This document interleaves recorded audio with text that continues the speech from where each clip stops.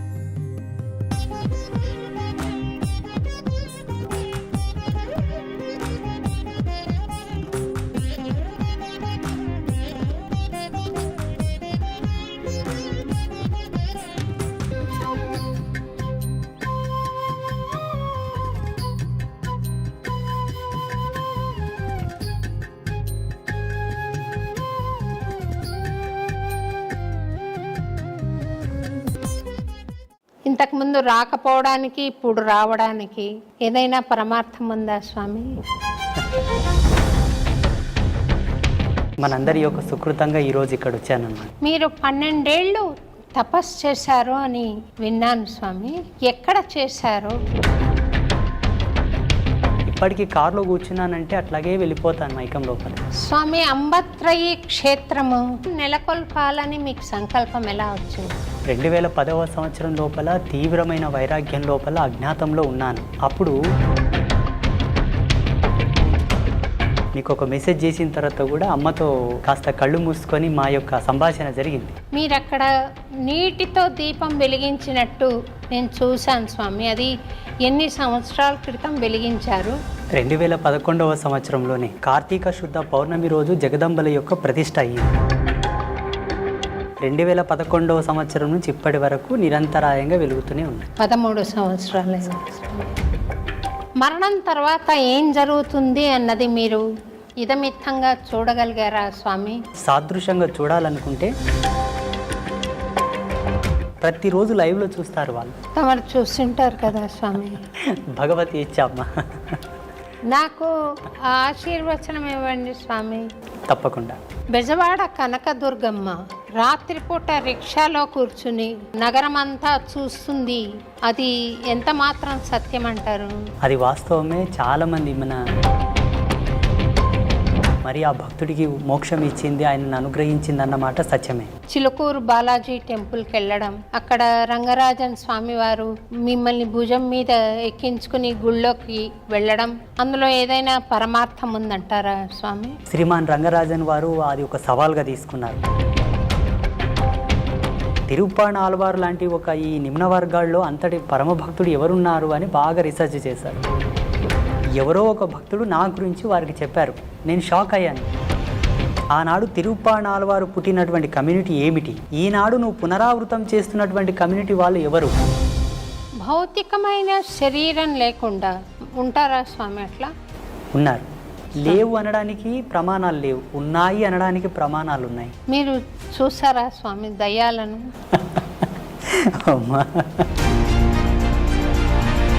నాకు భావగోచరం ఉంది స్వామి. అంటే మీరు అర్థం చేసుకోగలుగుతారు. రెండోది, నేను స్వామిని భౌతికంగా చూడలేదు స్వామి. పరమాత్మని భౌతికంగా చూడాలన్న కోరిక ప్రపంచంలో అందరికీ ఉంది. ప్రత్యక్షంగా మనం చూడాలనుకుంటే మనలాగే. నాకు ఆ యోగం ఉందా స్వామి?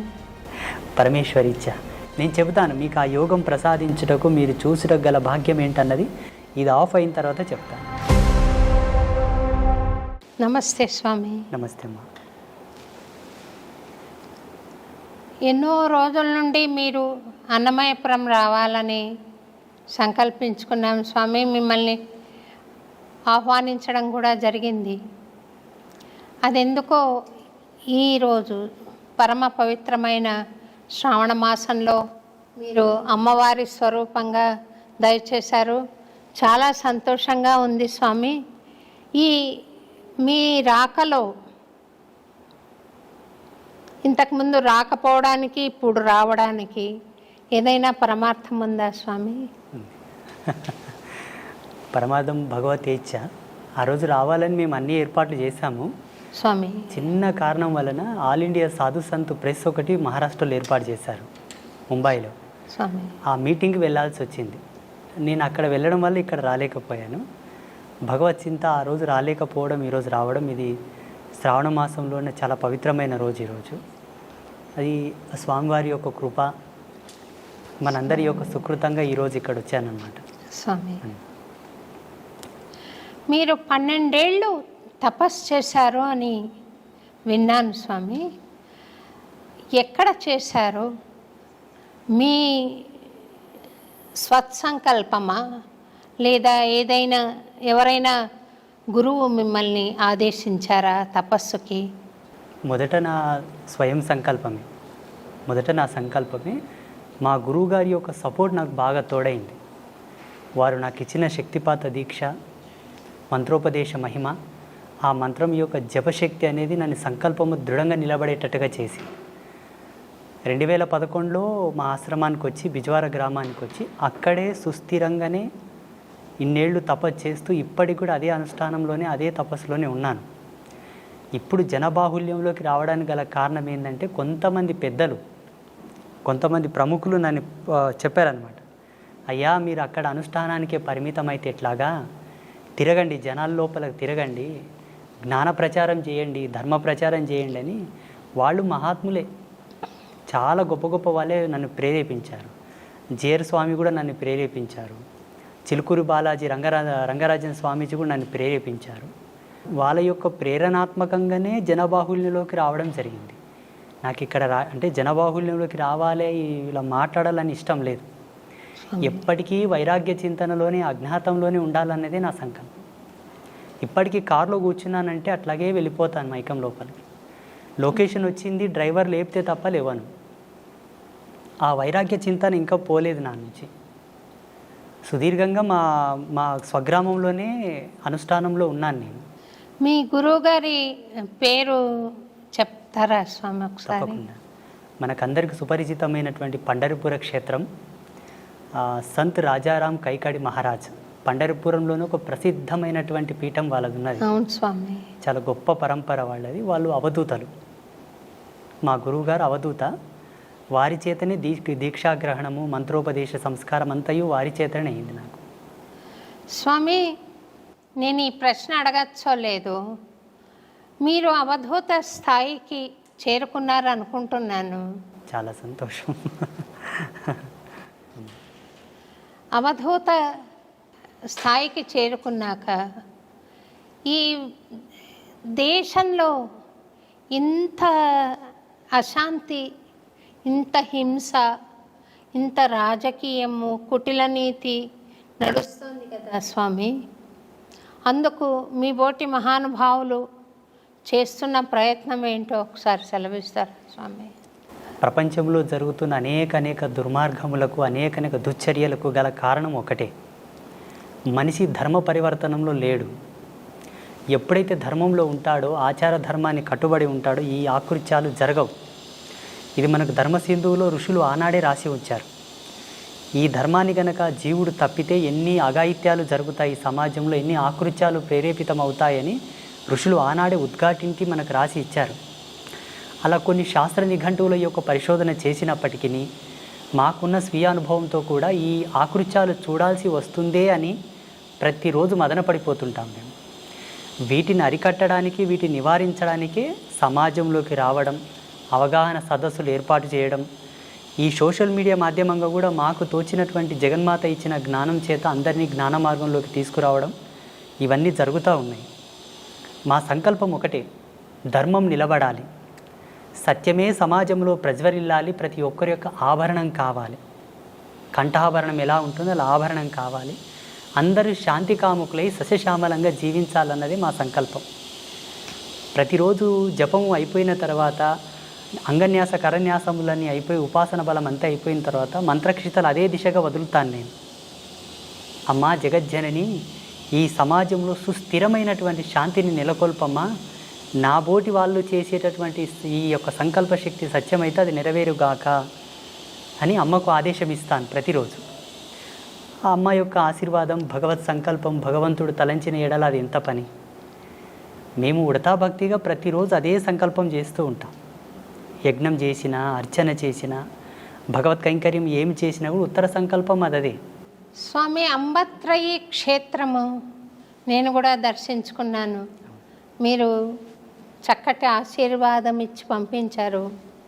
ఆ క్షేత్రం నెలకొల్పాలని మీకు సంకల్పం ఎలా వచ్చింది? 2010వ సంవత్సరం లోపల తీవ్రమైన వైరాగ్యం లోపల అజ్ఞాతంలో ఉన్నాను. అప్పుడు జగదంబ యొక్క ప్రేరణ మేరకు ఒక దర్శనం వచ్చింది నాకు. ఒక స్పృహణ కలిగింది, ఒక ప్రేరణ. ఆ ప్రేరణ ఏంటని 3 రోజులు మదనపడ్డాను నేను. ఏంటి నాకు ఈ దర్శనం వచ్చింది, ఏంటి దీని విశ్లేషణ ఏంటని. ఒక మహనీయుని ఆశ్రయిస్తే ఆయనతో చర్చ జరిపాను నేను. అయ్యా, నేను జపంలో కూర్చున్నప్పుడు నాకు ఇలా కళలు వస్తున్నాయండి, అందరికి అర్థం కావాలని కళలు వస్తున్నాయండి అని చెప్పాను. అవి కళలు కాదు నాయన, నువ్వు చేసే జపము యొక్క తార్కాణం, నిదర్శనపు సూత్రములు. అవి రావడానికి గల కారణం లోక కళ్యాణమే. నీ చేత ఇది జరగనున్నది అని వారు నాకు మొత్తం వివరించి చెప్పారు. నేనేం చేయగలను? నేను దేశంగాని దేశంలో ఉన్నాను, అనగా మహారాష్ట్రలో ఉన్నాను. కూలి పని చేసుకుంటూ ఉన్నాను. నేను ఏం చేయగలను? పొద్దు నుంచి సాయంత్రం వరకు కష్టపడితే 100 రూపాయలు ఇస్తారు. ఈ నా జీవన భృతితో నేను ఏమి సాధించగలనని వారిని అడిగాను. ఉత్తర క్షణమే వారు నాకు ప్రేరణ ఇచ్చారు. మీ తల్లిదండ్రులతో నేను మాట్లాడతాను, నువ్వు ఇక్కడి నుంచి వెళ్ళిపో, మీ స్వగ్రామంలో నీ వల్ల జరిగే ఉన్నాయి, నువ్వు వెళ్ళిపో అని నన్ను ఆదేశించారు. అప్పటికి నేను కొంత డబ్బు తీసుకొని ఒక వ్యక్తి కిందకు పని చేయడానికి పోయాను. ఆయన నన్ను వదలరాయి. నా డబ్బు తీర్చే వరకు నువ్వు ఎలా పోతావని ఆయన అంటాడు. మా తల్లిదండ్రులు ఆయనను వేడుకొని నన్ను పంపించారు ఇక్కడ బిజ్వార గ్రామానికి. ఇక్కడ వచ్చి 6 నెలలు తపస్సు చేశాను. మళ్ళీ అనుష్ఠానమే. 2011వ సంవత్సరం లోపల ఇలా అమ్మవార్లను స్థాపించుకొని ఒక చిన్నపాటి కుటీరం ఏర్పాటు చేసుకొని అక్కడి నుంచి నీ అనుష్ఠానమును కొనసాగించు, అది జగత్ ప్రసిద్ధమవును అని చెప్పేసి ఒక ఆదేశం. ఇప్పటికీ ఈరోజు అన్నమయపురానికి రావడానికి గల కారణం, ఆ రోజు నిన్ను ధ్యానామృతంలో కూర్చున్నప్పుడే వచ్చింది, నువ్వు ఈరోజు పోలేవు అని. అవునా స్వామి? వాస్తవంగా ఏదో ఒక ఫోన్ రావడం, నేను అక్కడ పోవడం, మిమ్మల్ని చాలా బాధ పెట్టాను. లేదు స్వామి, లేదు స్వామి, మీరు రావాలన్న ఒక తీవ్రమైన సంకల్పం తప్ప నాకు బాధ ఏం లేదు స్వామి. మీరు స్వామి రాలేదే, స్వామి రావాలి అని ఒక కోరిక తప్ప, ఒక ప్రార్థన తప్ప అన్యథా నేను భావించలేదు. మీ జ్ఞానం నాకు తెలుసు, మీ స్థాయి నాకు అంతో ఇంతో దర్శనం అవుతోంది స్వామి. మీ తపశ్శక్తి తెలుసు కాబట్టి మీ ఆశీర్వచనం కావాలన్న సంకల్పంతోనే మిమ్మల్ని ఆహ్వానించడం జరిగింది. నిన్న రాత్రి మీకు మెసేజ్ చేసిన ఉత్తర క్షణమే నేను అప్పటికే అనుష్ఠానంలో ఉన్నాను. మీకు ఒక మెసేజ్ చేసిన తర్వాత కూడా అమ్మతో కాస్త కళ్ళు మూసుకొని మా యొక్క సంభాషణ జరిగింది. మీరు అక్కడికి వెళ్ళడానికి గల బలమైన కారణం ఒకటి ఉన్నది. భగవంతుడు అన్ని విధాలా ఒకరిని పరిపూర్ణుడు చేయడానికి కొన్ని సంకల్పాలు ఇస్తాడు. ఆ సంకల్పానికి నాందియే మీరు అన్నమయపురం వెళ్ళడం నాన్న, నువ్వు వెళ్ళాలి అని చెప్పారు. అక్కడ స్టార్ట్ అయిన ప్రయాణం ఇక్కడనే ఆగింది. సంతోషం స్వామి. అమ్మవారు మీకు ఇక్కడికి రావడానికి మీకు పర్మిషన్ ఇవ్వడానికి కారణం చెప్పారు స్వామి. పరిపూర్ణత్వం సిద్ధించడానికి మీరు దయచేయాలి అని. మరి అందుకు మీరు రావడం ఒకటేనా, ఇంకేదైనా సెలవిస్తారా స్వామి? తప్పకుండా. నేను రాత్రిలోనే అమ్మతో కొంత కుశల ప్రశ్నలు సలిపానమాట. సంగీత సాహిత్య వాగ్గేయ ధర్మం లోపల ఉండేటటువంటి కొన్ని కళలు, ఆ ప్రత్యేకతలు వారిలో ఉన్నాయి నాయన. వారు సారస్వతమైనటువంటి ధర్మంలోనే జన్మించారు. వారి యొక్క అనుగ్రహ ప్రేరణాత్మకమై మీరు వెళుతున్నట్టే, నువ్వు వెళ్ళటం లేదు, నీ వెంబడే ఛాయారూపకంగా నేను వస్తున్నాను. ఆ ఆదర్శ దంపతులను పావనం గల చేసి నా మాటగా వాళ్ళకి ఆశీర్వచనం మొసంగిరండి అని చెప్పారు కాబట్టి నేను వచ్చాను ఒక దూతగా. సంతోషం. ఆ ముగ్గురమ్మల యొక్క దూతగా వచ్చాను. సంతోషం. తప్పకుండా మీరిద్దరు దంపతులు అనుగ్రహిస్తారు, భగవత్ కృప పొందినట్లే లెక్క. మీరు అన్నారు స్వామి మీరు అవధూత తత్వంలో ఉన్నానన్నారు, అది మీ మనస్సు. ఆ తత్వంలో నేనుంటే ఆ జగదంబ మిమ్మల్ని తప్పకుండా పావనం చేస్తుంది. స్వామి ముగ్గురమ్మలు అంటున్నారు కదా స్వామి, లక్ష్మి, పార్వతి, సరస్వతి అమ్మవారు ముగ్గురు శక్తుల్ని ఏకం చేసి అక్కడ ప్రతిష్ట చేశారు కదా స్వామి. మీరు అక్కడ నీటితో దీపం వెలిగించినట్టు నేను చూశాను స్వామి. అది ఎన్ని సంవత్సరాల క్రితం వెలిగించారు, ఇప్పుడు ఇంకా వెలుగుతోంది. అది ఒకసారి ప్రేక్షకులకు కూడా మీరు తెలియజేస్తే బాగుంటుందేమో. 2011వ సంవత్సరంలోనే కార్తీక శుద్ధ పౌర్ణమి రోజు జగదంబల యొక్క ప్రతిష్ట అయ్యింది. కార్తీక శుద్ధ పౌర్ణమి రోజు జగదంబల ప్రతిష్ట అయిన ఉత్తర క్షణమే జ్యోతి ప్రజ్వలన జరగాలి. సూర్యకిరణాల చేత, అగ్ని లేకుండా, కృత్రిమమైనటువంటి అగ్నిని రాల్జించకుండా సహజ సిద్ధమైన సత్యాగ్నితోటి వెలిగించాలని సూర్యకిరణాలతో వెలిగించాం. 2011వ సంవత్సరం నుంచి ఇప్పటి వరకు నిరంతరాయంగా వెలుగుతూనే ఉన్నాయి. 13 సంవత్సరాలు స్వామి. మనిషి సాధన ద్వారా పరమాత్మతో సత్సంబంధం ఏర్పరచుకోవడం మానవ జీవన పరమావధిగా చెప్తారు కదా స్వామి. మనుష్యాణం సహస్రేషు కశ్చిద్యతతి సిద్ధయే యతతామపి సిద్ధానాం కశ్చిన్మాం వేత్తి తత్వతః. అంటే 1000 మందిలో ఒకడు, కొంతమంది ప్రయత్నిస్తారు, 1000 మంది ప్రయత్నిస్తారు, అందులో ఏ ఒక్కడో ఇద్దరో కృతకృత్యులు అవుతారంటారు. మిగిలిన వాళ్ళు జన్మలు ఎత్తుతూనే ఉండాలి స్వామి. తప్పకుండా ఎత్తాలి. అంటే జన్మ యొక్క పరిపూర్ణమైన లక్ష్యం ఏమిటి అంటే, ఏ తత్వం నుంచి అయితే నువ్వు జాలువారి ఈ భువికి పరిచయం అయ్యావో అదే తత్వం లోపల ఐక్యమైపోవడమే.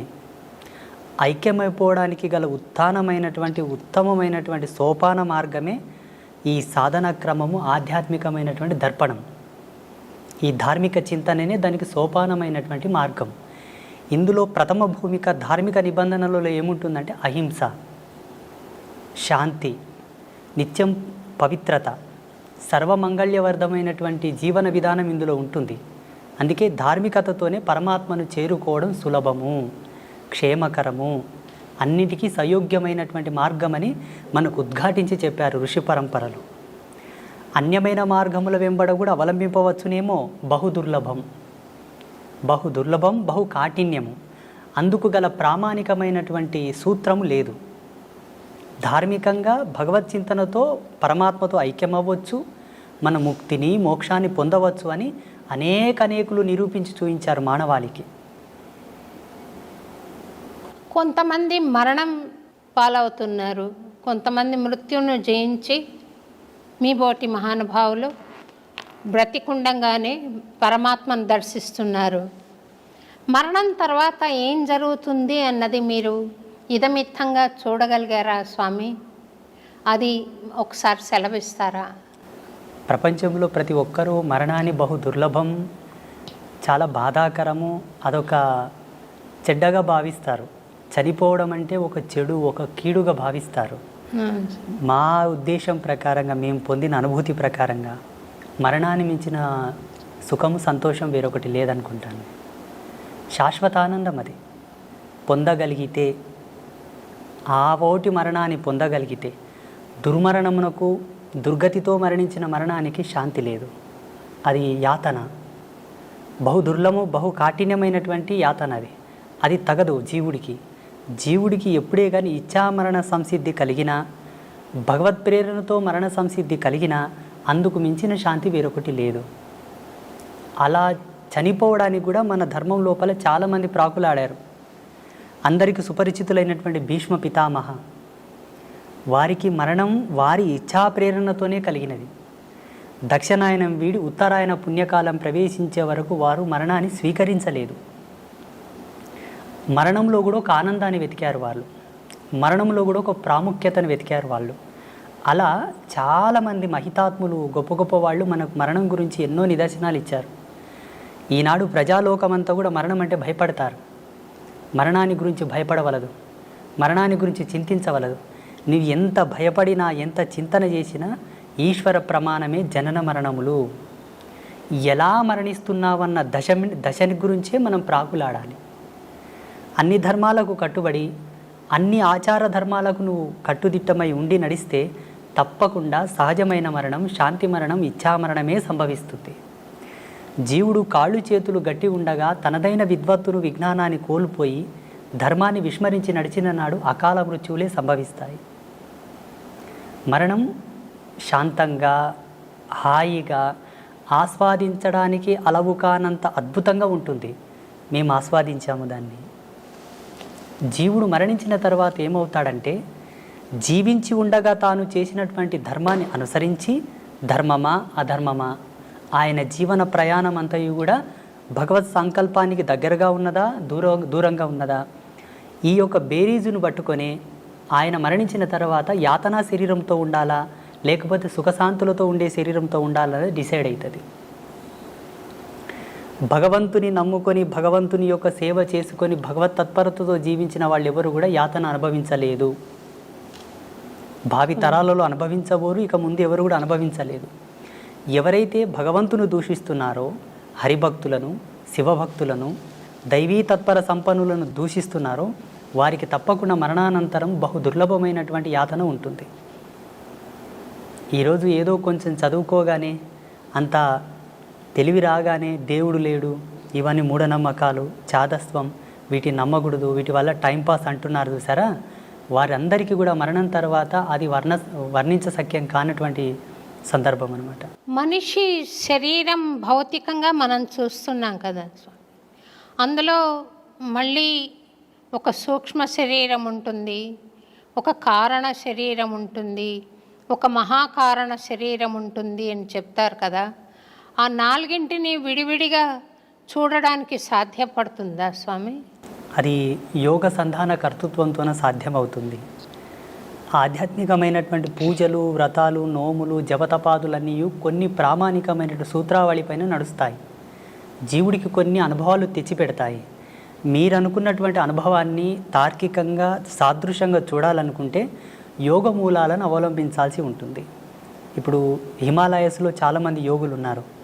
వాళ్ళు మీరు చెప్పినటువంటి ఈ అవస్థలు ఏవైతే ఉన్నాయో ప్రతిరోజు లైవ్లో చూస్తారు. వాళ్ళు సూక్ష్మ, భౌతిక, ఆది భౌతిక, ఆది దైవిక, ఈ నాలుగు అవస్థలను వాళ్ళు సశరీరంగా లైవ్లో ఎప్పటికప్పుడు వాళ్ళు సవరించుకొని చూస్తూ ఉంటారు.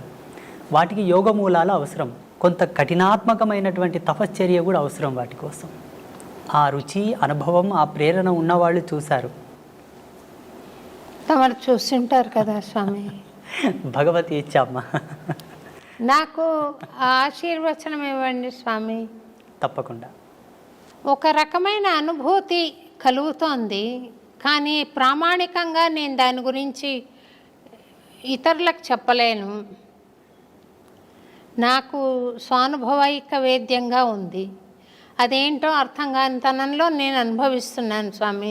అంటే ఒక బస్సు వెళ్తుంటే ఏ ఊరికి వెళ్తుందో తెలియకుండా ఎక్కి కూర్చుంటే ఆ ఊరు చేరుంటారు వాళ్ళు, కానీ అదేం ఊరు, ఎట్లా వెళ్ళాలి, మధ్యలో వచ్చే దారులేంటి, ఇవేం తెలియదు స్వామి. మీరు నాకేమైనా గైడెన్స్ ఇవ్వగలిగితే ధన్యురాలని స్వామి. తప్పకుండా. ఇప్పుడు మీరుండేటటువంటి అవస్థ ఏదైతే ఉన్నదో, ఈ వయసుతో, ఈ స్థితితో, ఇది చిట్ట చివరి యొక్క దశకం మీది ఉన్నది స్వామి. ఇప్పుడు ఉండేటటువంటి ఈ దశకంలో మీరు పొందవలసిన జ్ఞానమే, పొందవలసినటువంటి అనుభూతే. జీవుడు చివరి దశకంలో, చివరి తరుణం లోపల ఈ అనుభవాన్ని గనక పొందితే ఆయనకు ఉత్తరోత్తరమైనటువంటి ధర్మాల్లో భగవంతుడు సహాయంగా ఉంటాడు అన్నది కొన్ని శాస్త్రాల్లో చదివాం మేము. మీరు అడుగుతున్నది చాలా సమంజసమైనదే. తప్పకుండా మీకు అది ప్రబోధం నేను చేస్తాను. నేను బెజవాడ కనకదుర్గమ్మ రాత్రిపూట రిక్షాలో కూర్చుని నగరమంతా చూస్తుంది. ఆ రిక్షావాడు తీసుకెళ్ళాడు. ఒకరి అనుభవాన్ని నేను వీడియో చూశాను స్వామి. అది ఎంత మాత్రం సత్యం అంటారు? అది వాస్తవమే. చాలామంది మన కంచి పరమాచార్య మహాస్వామి వారు కూడా అమ్మవారి గురించి ఎన్నో ప్రత్యక్షమైన సాక్ష్యాలు చెప్పారు. అలాగే చాలామంది జగద్గురువులు కూడా అమ్మవారి యొక్క లీలలు, అమ్మవారు ఒక భక్తుడి యొక్క కోరిక మేరకు రిక్షాలో కూర్చొని నగరమంతా తిరిగేసి మరి ఆ భక్తుడికి మోక్షం ఇచ్చింది, ఆయనను అనుగ్రహించింది అన్నమాట సత్యమే. ఈ అనుభవాన్ని చాలామంది జగద్గురువులు, గొప్ప గొప్ప పీఠాధిపతులు కూడా వర్ణించి ఉన్నారు. చాలామంది మహాత్ములు కూడా వారి సంభాషణలో వీటి ప్రస్తావన చెప్పారు. భక్తుల యొక్క ఉద్ధరణ కొరకు 10 మందికి సాక్ష్యం కావాలి కదమ్మా. ఇప్పుడు ఏదైనా ఒక ప్రత్యక్ష సాక్ష్యం ఉంటేనే నమ్మేటటువంటి జనాలు తయారైనరు. ఇప్పుడు ఈ మధ్యలో కూడా చాలామందికి స్వామీజీలు కూడా అమ్మవారితో చేసిన అనుభవాలు చెబుతూ ఉన్నారు. వారు అక్కడ వెళ్ళినప్పుడు అమ్మవారు వారికి ఇచ్చేటటువంటి దర్శనం, వారితో చెప్పేటటువంటి మాట తీరు అంతయు కూడా సామాన్య ప్రజలకు వర్ణిస్తూ ఉన్నారు, చెబుతూ ఉన్నారు. అది జరిగిన మాట వాస్తవమే, అది జరిగింది.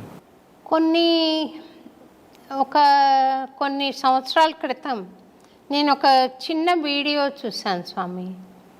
మీరు చిలుకూరు బాలాజీ టెంపుల్కి వెళ్ళడం, అక్కడ రంగరాజన్ స్వామివారు మిమ్మల్ని భుజం మీద ఎక్కించుకుని గుళ్ళోకి వెళ్ళడం నేను చూశాను. అందులో ఏదైనా పరమార్థం ఉందంటారా స్వామి? సమాజంలో చాలామంది ఇప్పుడు అస్పృశ్యత గురించి చాలా కాంట్రవర్సీ చేస్తూ ఉన్నారు. బ్రాహ్మణులు ఈ సబ్బండ వర్ణాల వాళ్ళని, దళితులను పట్టి పీడించారు, సనాతన ధర్మానికి దూరం చేశారు, ఈ ధర్మం పట్ల వాళ్ళకి ఏ హక్కు లేకుండా వాళ్ళని వెలివేశారు అని చాలామంది కాంట్రవర్సీ చేస్తున్నారు. శ్రీమాన్ రంగరాజన్ వారు అది ఒక సవాల్గా తీసుకున్నారు. పెద్ద డిబేట్ జరిగింది వారిపైన, అంటే బ్రాహ్మణ పెద్దల పైన పెద్ద డిబేట్ జరిగింది. అట్లేం లేదండి, మా బ్రాహ్మణ సమాజంలో కూడా ఈ ఎవరైతే నిమ్న వర్గాల వాళ్ళు ఉన్నారో వాళ్ళని హక్కున చేర్చుకున్న మహనీయులు చాలామంది ఉన్నారు. 2700 సంవత్సరాల క్రితం శ్రీరంగ క్షేత్రంలో జరిగినటువంటి ఒక అద్భుతమైన ఘట్టాన్ని వారు వివరించారు. అక్కడ ఉండేటటువంటి కొంతమంది పెద్దలు ఎప్పుడో జరిగింది చెబుతావేంటయ్యా, ఇప్పుడేమైనా చేసేవాళ్ళు ఉన్నారా, ఇప్పుడేమైనా చేరదీసేవాళ్ళు ఉన్నారని ప్రశ్నించారు. అయ్యో ఎందుకు, నేనున్నాను కదా, నేను చేస్తానని వారు ముందుకొచ్చారు. అక్కడ 2700 సంవత్సరాల క్రితము జరిగినటువంటి అద్భుతమైన ఘట్టాన్ని పునరావిష్కృతం చేస్తూ శ్రీమాన్ రంగరాజన్ గారు జియాగూడ రంగనాథ స్వామి దేవాలయం లోపల వారు చాలా వరకు శోధించారట. ఆ రోజు లోకసారంగముని తిరుప్పాణ ఆళ్వార్ అని ఒక ఆళ్వారుని భుజాల మీద ఎత్తుకున్నాడు. తిరుప్పాణ ఆళ్వార్ లాంటి ఒక ఈ నిమ్న వర్గాల్లో అంతటి పరమభక్తుడు ఎవరున్నారు అని బాగా రీసెర్చ్ చేశారు. ఎవరో ఒక భక్తుడు నా గురించి వారికి చెప్పారు, అయా ఒక ఆయన ఉన్నాడు, ఫలానా విజవార గ్రామంలో, వయసు చిన్నదే, తన వరకు తను ఒక చిన్న కుటీరం ఏర్పాటు చేసుకొని రోజు తపస్సు పూజలు చేస్తూ ఉంటాడు, మీరేమన్నా వారిని సంప్రదించండి అంటే వారు నాకు ఫోన్ చేశారు. నేను ఇట్లా రంగరాజన్ పంతుల్ని మాట్లాడుతున్నాను, మీరు ఒకసారి హైదరాబాద్ రావాల్సి ఉంటుంది, పలానా కార్యక్రమం చేస్తున్నాము అన్నారు. నాకు దాని గురించి ఏం తెలియదు. అయ్యో తప్పకుండా వస్తానండి అన్నాను. అప్పటికి నేను ముంబైలో ఉన్నాను, మా గురువుగారి పీఠంలో ఉన్నాను. ఆ ప్రోగ్రామింగ్కి సరిగ్గా అదే రోజు సికింద్రాబాద్ రైల్వే స్టేషన్లో ట్రైన్ దిగి అటు నుండి సీదా జియాగూడ రంగనాథ స్వామి దేవాలయానికి వెళ్ళాను. అక్కడ వెళ్ళగానే చాలామంది పండితులు, విప్రోత్తములు, బ్రాహ్మణులు, మంగళ వాయిద్యాలు ఎంతోమంది కూర్చొని ఉన్నారు, కెమెరాలు ఉన్నాయి, మీడియా వాళ్ళు ఉన్నారు. నేను షాక్ అయ్యాను. అక్కడ ఆ సమయంలో వారు చేసినటువంటి ఘట్టమే మునివాహన సేవ. వాస్తవంగా వారు ఒక ఆదేశాన్ని, భగవత్ ఆదేశాన్ని, చిలుకూరి బాలాజీ స్వామి వారి యొక్క ఆదేశాన్ని స్వీకరించే ఈ ఘట్టము చేశారని నేను భావిస్తాను. మొత్తం సమాజానికి ఒక అద్భుతమైన మెసేజ్ అది. ఏంటి, మనసు పరిమళించి స్వీకరించగలిగితే ధర్మాన్ని ఎవరైనానూ స్వీకరించవచ్చు.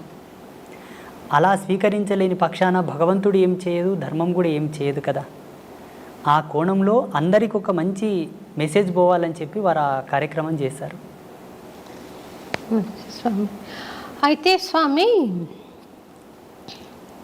ఒక స్వాముల వారు ఆయన సాధన సంపత్తి ద్వారా జ్ఞాన మార్గంలో ప్రవేశించి ఆయనకు ఆత్మజ్ఞానం కలిగిన తర్వాత ఆయనకు కులతత్వం ఏముంటుంది స్వామి? ఆయన బ్రహ్మర్షితో సమానం కదా స్వామి? ఉండదు. అంటే ఇక్కడ పరమహంస పరివ్రాజక తత్వం పొందినటువంటి మహనీయులకు ఏ విధమైన భేదము, భావన, చింతన, తన మన ఏవి ఉండవు. ఆ బోటి జ్ఞానులు సమాజంలో అందరూ ఉండి ఉంటే ఇంతటి ప్రశ్న, ఇంతటి సమాధానం మనకు అవసరం ఉండేది కాదు. సమాజంలో విభిన్నమైన భావాలు, విభిన్నమైన జీవన విధానాలు, విభిన్నమైనటువంటి ఆలోచన స్థితులతో ఉండేటటువంటి సమాజం ఇప్పుడున్న సమాజం. అందరికీ సమాధానం చెప్పగలిగేటటువంటి క్రియ ఒకటి జరగాలి. అందుకు పరమాత్మనే ఎందుకు ఆహుతి కాకూడదు? ఆ పరమాత్మ యొక్క భక్తుడే ఎందుకు సమిధ కాకూడదు? ఆ సమాధానము జ్వాలల్లో కాలడానికి, ఆ సమాధానపు చర్యకు ఆహుతైనటువంటి జ్వాలగా, ఆ సమిధగానే రంగరాజన్ గారు నేనిద్దరం మారడం జరిగింది. ఇక్కడ ఉండేటటువంటి స్వామీజీకి ఆ భేదము లేదు, అక్కడ ఉండేటటువంటి స్వామికి ఏ భేదము లేదు. కానీ సమాజంలో ఎవరికి కూడా సందేహం లేకుండా, ఏ ఒక్కరికి, పండితుడి నుంచి పామరుని వరకు అందరికీ సమానమైనటువంటి ఒక సమాధాన ప్రేరేపకమే ఆ మునివాహన సేవ. నాలో వాళ్ళు కులము చూడలేదు, నాలో వాళ్ళు వర్గభేదము చూడలేదు. సమాజంలో ఎక్కడి నుంచి అని తీసుకున్నావు అన్న ప్రశ్న వస్తుంది. ఆనాడు తిరుప్పాణాళ్వారు పుట్టినటువంటి కమ్యూనిటీ ఏమిటి? ఈనాడు నువ్వు పునరావృతం చేస్తున్నటువంటి కమ్యూనిటీ వాళ్ళు ఎవరు? ఆయన భాగవతుడా, భక్తుడా, భగవంతుడా, స్వామీజీయా, సన్యాసియా పక్కన పెడితే వర్గీకరణ ప్రకారంగా దృశ్యంతో చూసేవాళ్ళు ఉన్నారు ఇప్పుడు సామాన్యులు. వారి కోరకై నన్ను ఎంచుకొని నన్ను వారు ఆ కార్యక్రమంలో స్వామివారే ముందుకు తెచ్చారు. మీరన్న భావనతో ఎక్కడ కూడా భేదం అక్కడ లేదు, నాలో లేదు, వారిలో లేదు. జనాల కోసం, జనబాహుల్యంలో అది ఒక మంచి నిర్దేశకం కావాలి కాబట్టి వారు తీసుకోవడం జరిగింది. అంటే ఆదిశంకరాచార్యుల వారు మహాజ్ఞాన సంపన్నులైనా కూడా ఈ చిన్న భేదభావం వారిలో ఇంకా ఉందని సాక్షాత్తు ఆదిశంకరాచార్యుల వారే ఒక చండాలుడి వేషంలో వచ్చి అడ్డొస్తే తొలగమన్నారని. దేన్ని తొలగమంటావు? శరీరాన్ని తొలగమంటావా? ఆత్మను తొలగమంటావా? శరీరం నశ్వరం, ఆత్మ అనశ్వరం కదా, మరి దేన్ని తొలగమంటావు అని పవిత్రమైన ఆత్మన దాన్ని భరిస్తున్న శరీరాన్ని అడిగాడని చెప్తారు కదా స్వామి, అది సత్యమేనా? సత్యమే. ఇలా శంకరాచార్యుల వారి జీవితంలో ఎన్నో సాక్ష్యాలు ఉన్నాయి. మనకు సినిమాల మాధ్యమంగా గ్రాంధికంగా ఈ ఒక ఉదాహరణ ప్రాచుర్యంలో ఉన్నది.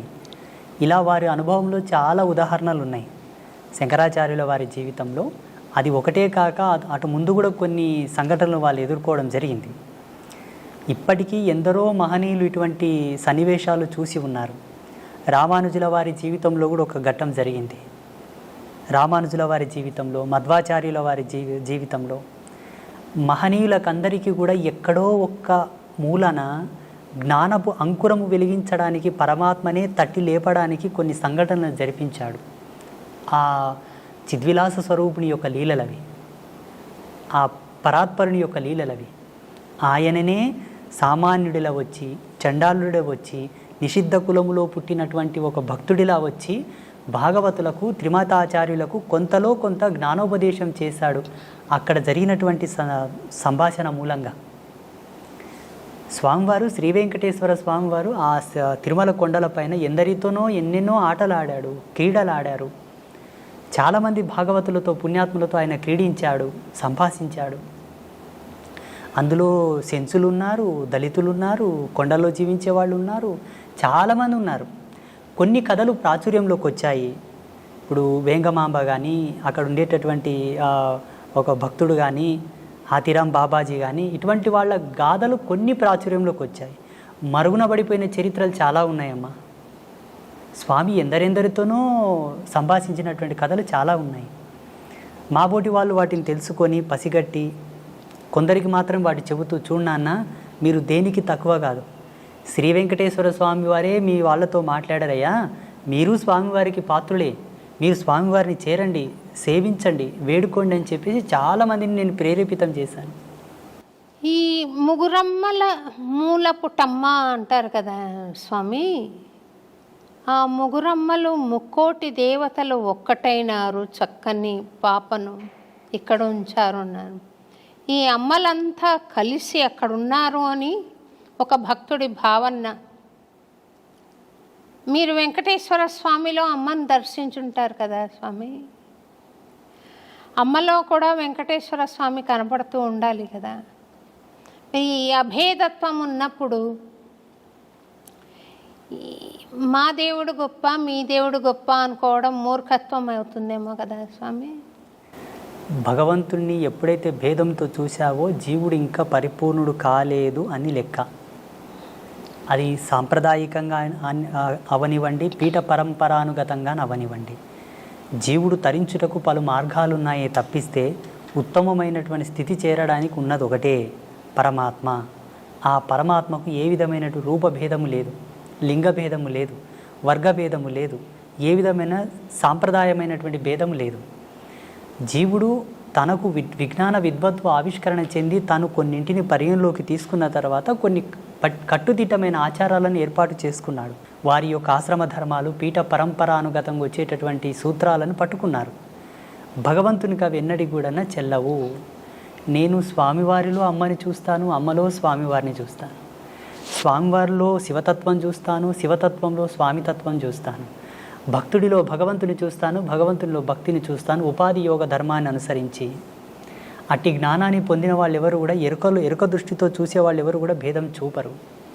నేను శ్రీ వెంకటేశ్వర క్షేత్రానికి ఎప్పుడు వెళ్ళినా అక్కడ పరమాత్మను దర్శించేటప్పుడు నా అంతరాత్మలో జగదంబనే ఉంటుంది, సాదృశ్యంగా స్వామి ఉంటాడు.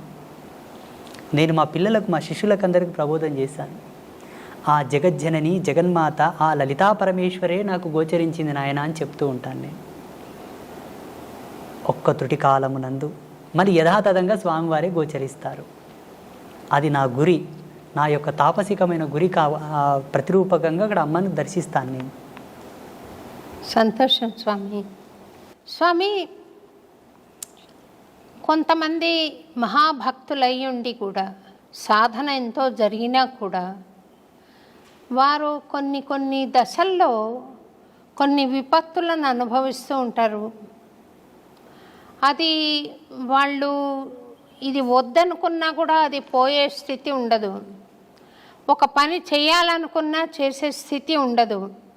అదేమన్నా చేతబడా స్వామి? ఇక్కడ మనము భగవంతుడు వారిని విశేషంగా అనుగ్రహించబడ్డప్పుడు ఇటువంటి తుచ్చమైనటువంటి ప్రయోగములు వాళ్ళ మీద జరగవు. ఉదాహరణకు ఈ దేశానికి ఒక హోమ్ మినిస్టర్ ఉంటాడు. దేశానికి home minister, central home minister. ఆ సెంట్రల్ హోమ్ మినిస్టర్కి పోలీసు బందోబస్తు కొదువ ఉంటుందా? మీరు చెప్పండి, ఉంటుందా? ఉండదు. ఉండదు. భగవంతుడంటే అనిర్వచనీయమైనటువంటి శక్తి, దేని కొలతలతో కొలవలేనిది. తాంత్రిక విద్యలు, క్షుద్ర విద్యలకు కొలత ఉన్నది, లిమిట్ ఉన్నది. క్షుద్ర విద్యలు ఒకరి మీద ఆపాదం కావడానికి, ప్రయోగం కావడానికి, వారి మీద ప్రభావం చూపడానికి లిమిట్ ఉన్నది.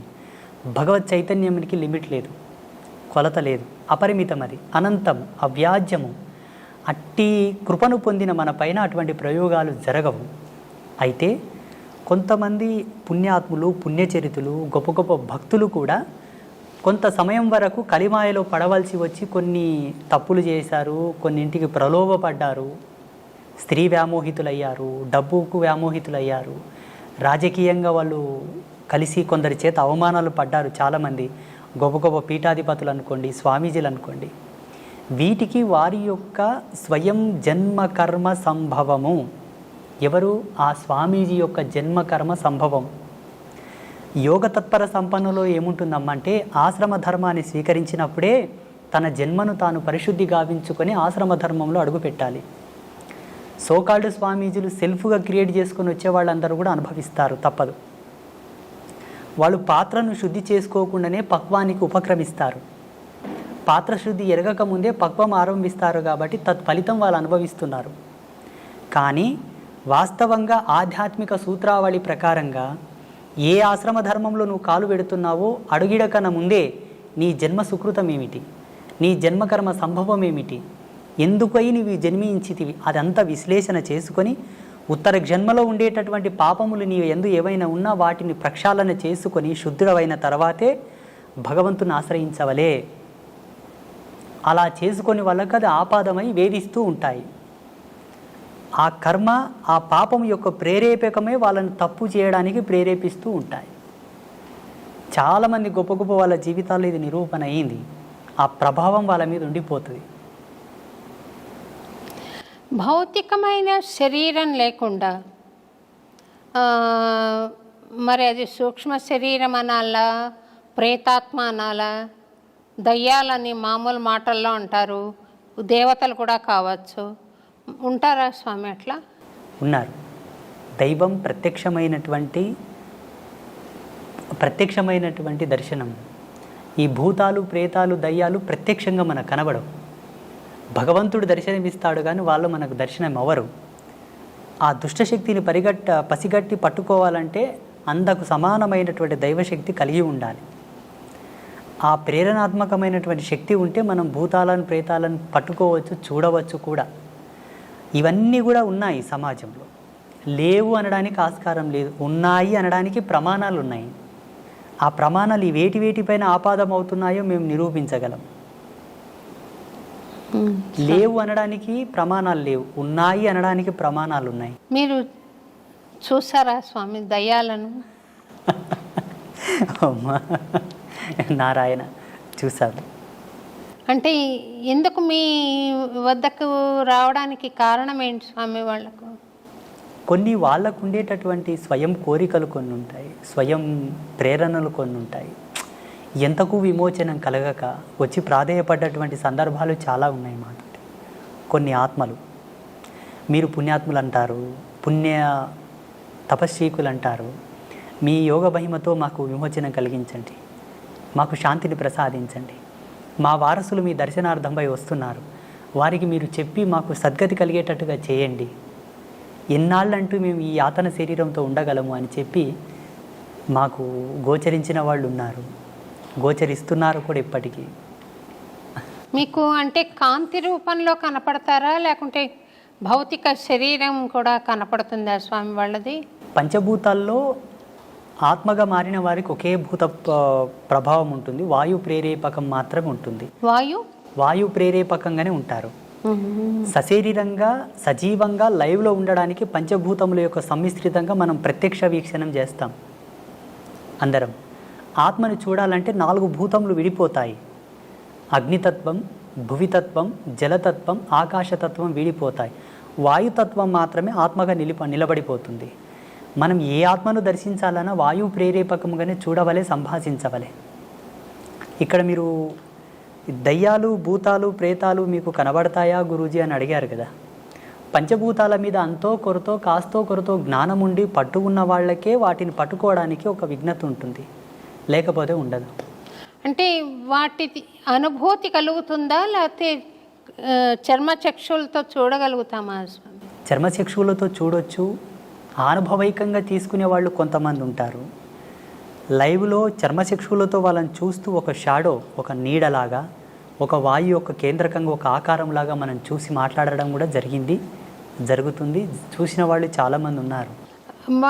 వాళ్ళని దర్శించినప్పుడు మీకు కలిగిన అనుభూతి ఏంటి స్వామి? మాకు చిదానంద స్థితిని, అనంతతత్వాన్ని చూసినప్పుడు వాటిని చూస్తే ఏం అనుభూతి కలుగుతుందమ్మా? జాలి వేస్తుంది అంతే. జాలి ఎందుకు స్వామి అంటే వాళ్ళు చెప్పేటటువంటి మాటలు, వాళ్ళు పడుతున్నటువంటి బాధ, ఇంత ఆస్తి గడిచి ఇచ్చాను, నాకు తగిన శాంతి చేయట్లేదు నా వాళ్ళు అని అంటారు. నాకు ఇంకయూ సద్గతి కలగలేదు, నా వారసత్వం అనే వ్యామోహం లోపల ఇంత కష్టపడి నేను అన్నీ చేసి ఇచ్చాను, నా మరణానంతరము నాకు సరి అయిన పూజలు చేయక, నాకు సద్గతిని కల్పించక ఇంకయూ నన్ను బాధ పెడుతున్నారు స్వామి అని వేడుకున్నప్పుడు ఎవరికైనా జాలి కలుగుతుంది కదా. నా వారసత్వం చల్లగా ఉండాలని ఎన్నో ఆకృత్యాలు చేస్తూ, ఎన్నో తప్పులు చేసి, ఎంతో కష్టపడి అవతలి వాళ్ళ మనోభావాలు దెబ్బతీసి కూడా సంపాదించిన తర్వాత కూడా చివరికి ఆ జీవుడు వెళ్ళిపోయిన తర్వాత వీళ్ళు ఏమి సద్గతిని ప్రేరేపింపక బాధపడతాను. నేను వాళ్ళని చూసి ఏం అనుభూతి పొందను. మీరు వాళ్లకు సద్గతి కలిగించారా స్వామి, లేకుంటే ఇంకా ఉన్నారా మీతోటి? అంబాత్రయ క్షేత్రంలో లెక్క పెట్టలేదు కానీ అమ్మా, ఇప్పటికి శ్రీపీఠంలో గోమాతకు చాలా ఉత్తమమైనటువంటి తంతులతోటి మేము పితృదేవతలకు శాంతి చేస్తాము. మీరు ఇదొక్కటి పట్టుకోవాలి. ఇక్కడ ఉండేటటువంటి భారతదేశంలో ఏ క్షేత్రంలో కూడా అట్లా గోమాతకు పూజా కైంకర్యములు జరగవు. అది జగదంబ యొక్క ప్రేరణని అమ్మ నాకు ఇచ్చిన దర్శనమే. చూడు నాయన, నీ చెంతకు వచ్చి వారికి ఈ విధంగా గోమాతకు కైంకర్యములు జరిపి వారి పితృదేవతల శాంతిని కోరితే ఉత్తరక్షణమే శాంతిస్తారు, వాళ్ళ సంసారంలో ఎన్నో మార్పులు వస్తాయి, వాళ్ళు సుఖ సంతోషాలతో జీవిస్తారు అని. అలా మన పీఠంలో ప్రతి మంగళవారం, శుక్రవారం, పౌర్ణమి, అమావాస్యకు చాలామంది చేస్తూ ఉంటారు. వాళ్ళకి సద్గతి కలుగుతుంది స్వామి. మీరు దయ్యాలకే సద్గతి కలిగించినప్పుడు నేనేదో భక్తిగా ఉన్నాను కదా స్వామి, నాకు ఆశీర్వచనం ఇవ్వండి, ప్రసాదించండి. తప్పకుండా. అంటే మీకు ప్రత్యేకంగా నేను ఇవ్వవలసిందైతే ఏమీ లేదు, ఒక్కటి ఇవ్వగలను, ఒకటి మాత్రం ఇవ్వగలను. చెప్పండి.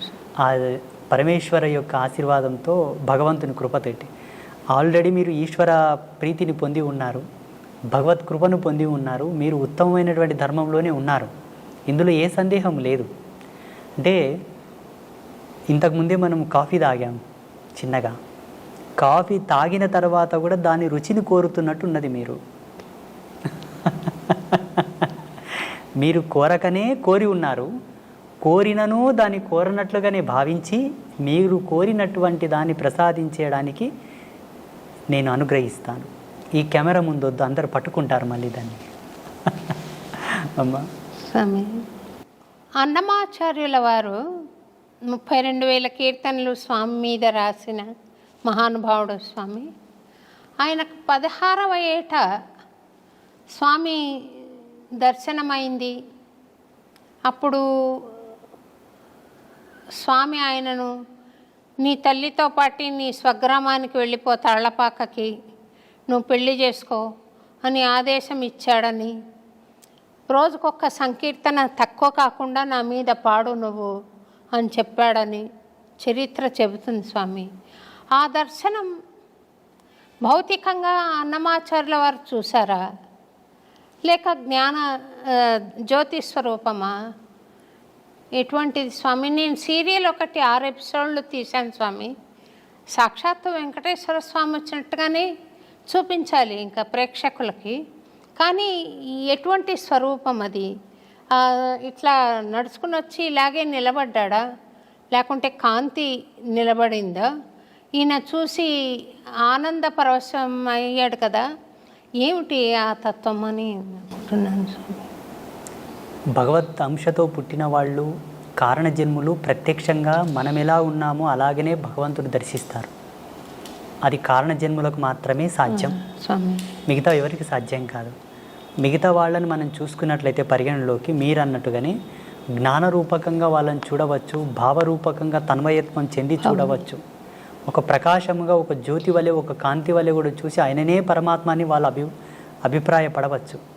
మీరన్నటువంటి అన్నమాచార్యులు ఎవరైతే ఉన్నారో, త్యాగరాజస్వామి, అన్నమాచార్యులు, కాళిదాసు లాంటి వాళ్ళందరూ భగవంతుని చక్షువులతో చూశారు, మాంసనేత్రంలో ముద్దతోనే చూశారు. ఇందులో సందేహం పడడానికి ఏం లేదు, మనకు అనుమానం పడడానికి కూడా ఏమీ లేదు. ఒకవేళ మన అనుభవానికి అది రాకపోవడం వల్ల అనుమానిస్తున్నామేమో. నాకు భావగోచరం ఉంది స్వామి, అంటే మీరు అర్థం చేసుకోగలుగుతారు. రెండోది, భగవాన్ మానుష రూపేణ అని ఎవరైనా వచ్చి ఇంతవరకు ఎప్పుడు మాట్లాడని మాట మాట్లాడడం, చేయని చేష్ట చేయడం నేను చూశాను, అనుభవించాను. ఇది మనిషి చేస్తున్నది కాదు, భగవంతుడు చేస్తున్నది అన్న సంకల్పం ఉంది.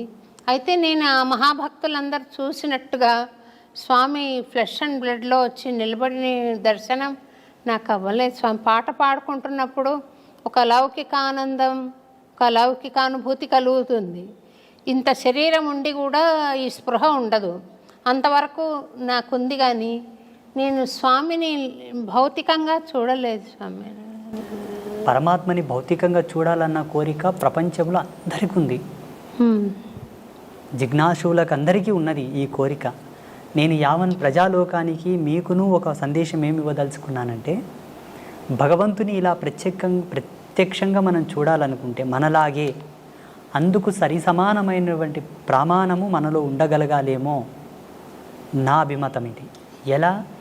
సంస్కారవంతమైన సంస్కరణతో కూడుకున్నటువంటి జన్మ అయి ఉండవలే, లేదా ఆయన ప్రేరణతో పుట్టినటువంటి కారణ శరీర జన్మనైనా ఉండి ఉండవలే. ఈ రెండిట్లో ఏ ఒక్కటి ఉన్నా ఆయనతో మనం కుశల ప్రశ్నలు వేయవచ్చు, సంభాషించవచ్చు, మాట్లాడవచ్చు. అందుకు సరి సమానమైనటువంటి ధర్మం మనం ఉండగలగాలి, పాత్రత ఉండగలగాలి. అయితే ఇది చాలామంది ప్రేక్షకులు కానివ్వండి, మీరు కానివ్వండి ఏమనుకుంటారంటే, ఆ సందర్భం ఎప్పుడు ఎలా వస్తుంది, ఎన్నవ ఏట వస్తుంది, ఎన్ని సంవత్సరాల తర్వాత వస్తుంది, ఏవి చేస్తే వస్తుంది అని అంటుంటారు. నేను నమ్మిన ధర్మం ప్రకారంగా, జగదంబ నాకు ఇచ్చిన జ్ఞానం ప్రకారంగా ఎన్నో విద్యలతో, మంత్రతంత్రాలతో, యోగమూలాలతో, ఎన్నింటితో వేదాధ్యయన సంధానముతోటి కనుక మనం చేరలేము. ఒకదానితో చేరవచ్చు. మంచి సత్ప్రవర్తన, సత్యశీలత ధర్మము, మంచి భక్తి, నిష్కల్మషమైనటువంటి భక్తి ఉంటే చాలు. అది అన్నమాచార్యుల వారి యొక్క మనసులో ఉన్నది కాబట్టి భగవంతుడు వచ్చి మాట్లాడాడు. ఏ విధముగానంటే, దగదగ మెరిసే కనకమును పక్కన పెట్టిన అయస్కాంతం ఇనుమును మాత్రమే పట్టుకుంటుంది, కనకమును పట్టుకోదు. ఎందుకు పట్టుకోదు? బంగారు స్వభావం. బంగారు దేదీప్యమానంగా వెలుగుతూ ఉన్న ఏ ప్రకాశం లేని ఇనుమును మాత్రమే అయస్కాంతం పట్టుకుంటుంది, కనకమును పట్టుకోదు. ఎందుకు పట్టుకోదు? మన రాజసము, మన దర్పణము, మన మేడలు, మన బంగ్లా, మన కార్లు, మన బ్యాక్గ్రౌండ్ అంతా కూడా అక్కడ అయస్కాంతం కనకమును పట్టుకున్నట్లనే మనల్ని భగవంతుడు పట్టుకోడు. కాంతి లేకున్నను గుణధర్మాన్ని బట్టి అయస్కాంతం ఇనుమును పట్టుకున్నట్లనే భక్తుడి యొక్క చిత్తశుద్ధిని, స్వామి భక్తిని, సత్యనీరతిని, ఆయన సత్యశీలతను పట్టుకొని భగవంతుడు దిగివచ్చి వాళ్ళతో మాట్లాడతాడు, కౌగిలించుకుంటాడు. పండరిపుర క్షేత్రంలో సతీ సక్కుబాయి, తుకారం, నామ్దేవ్, ఏక్నాథ్ వీళ్ళందరూ కూడా భగవంతునితో కూర్చొని మాట్లాడారు. ఆయనకు గోరుముద్దలు తినిపించారు పాండురంగానికి. అక్కడ సజీవ సాక్ష్యాలు ఉన్నాయి పండరిపుర క్షేత్రంలో ఇప్పటికీ. నాకు ఆ యోగం ఉందా స్వామి? పరమేశ్వరి ఇచ్చా. ఈ కెమెరాల ముందు అವೆಲ್ಲ మనం చెప్పకూడదు. నేను చెబుతాను మీకు ఆ యోగం ప్రసాదించుటకు మీరు చూసుటకు గల భాగ్యం ఏంటన్నది ఇది ఆఫ్ అయిన తర్వాత చెప్తాను. నాకు ఇంతవరకు అయితే ఆ స్వామి నా తండ్రి కొడుకుగా భావించుకుంటాను స్వామి. మనకు గీతాచార్యుడు ఒక ప్రమాణం ఇచ్చాడు. అర్జున, చూడగలిగిన వారు ఎవరైనాను నన్ను చూడవచ్చు, చూడగల మనసుంటే చాలు, చూడగలగాలని ఒక ఆశ ఉంటే చాలు, అలా చూడవచ్చు అని. అప్పుడు ధృతరాష్ట్ర మహారాజు ఒక మాట అన్నాడు, ప్రభు నాకు చూసుటకు యోగ్యత లేదు, నేను అంధుడను, నాకు చూపించండి తండ్రి అంటే తన శక్తిని ధృతరాష్ట్రునికి ఇచ్చి పరమాత్మ దర్శనం చేయించాడా లేదా? మీరు కోరుతున్నది ఒక ధర్మమే. ఇచ్చు యోగ్యులు ఎవరున్నానో మీకు ఆ ప్రసాదం ఇవ్వగలరు, ఆ దర్శనం చేయించగలరు. మీ అనుభవంలో అది చూసి ప్రజాలోకానికి మీరు మెసేజ్ ఇవ్వండి. ఫలానా శ్రీ శ్రీ శ్రీ ఆదిత్య పరాశ్రీ స్వామి నా జీవితంలో నేను కోరగా భగవంతుని నాకు దర్శనం గావించాడు అని మీరు సెలవియ్యండి. తప్పకుండా చెప్తాను స్వామి. ఇన్ని కెమెరా సాక్షిగానే ఇన్ని మంచి మంచి విషయాలు తెలుపుతున్నారు కదా స్వామి, తెలియజేస్తున్నారు. నేను చెప్పేది అవసరమా? వాళ్ళు నేను తెలుసుకుంటున్నానని చెప్పకనే తెలుసుకుంటున్నారు. కానీ నాకు దర్శనమైనప్పుడు మటుకు తప్పకుండా తెలియజేస్తాను స్వామి. నేను ఈ కెమెరా ఆఫ్ అవ్వగానే అందుకు సంబంధించిన మూలాలు నేను వివరిస్తాను మీకు. మీరు తప్పకుండా చేసుకుంటారు అన్న నమ్మకం నాకుంది. సంతోషం మీ స్వామి. లక్ష్యంగా అది మిగిలిపోయి ఉన్నది. స్వామివారు మమ్మల్ని ఇక్కడ పిలిపించారని నేను భావిస్తున్నాను. సంతోషం స్వామి. ఈ ఏమాత్రము భయము భక్తి లేకుండా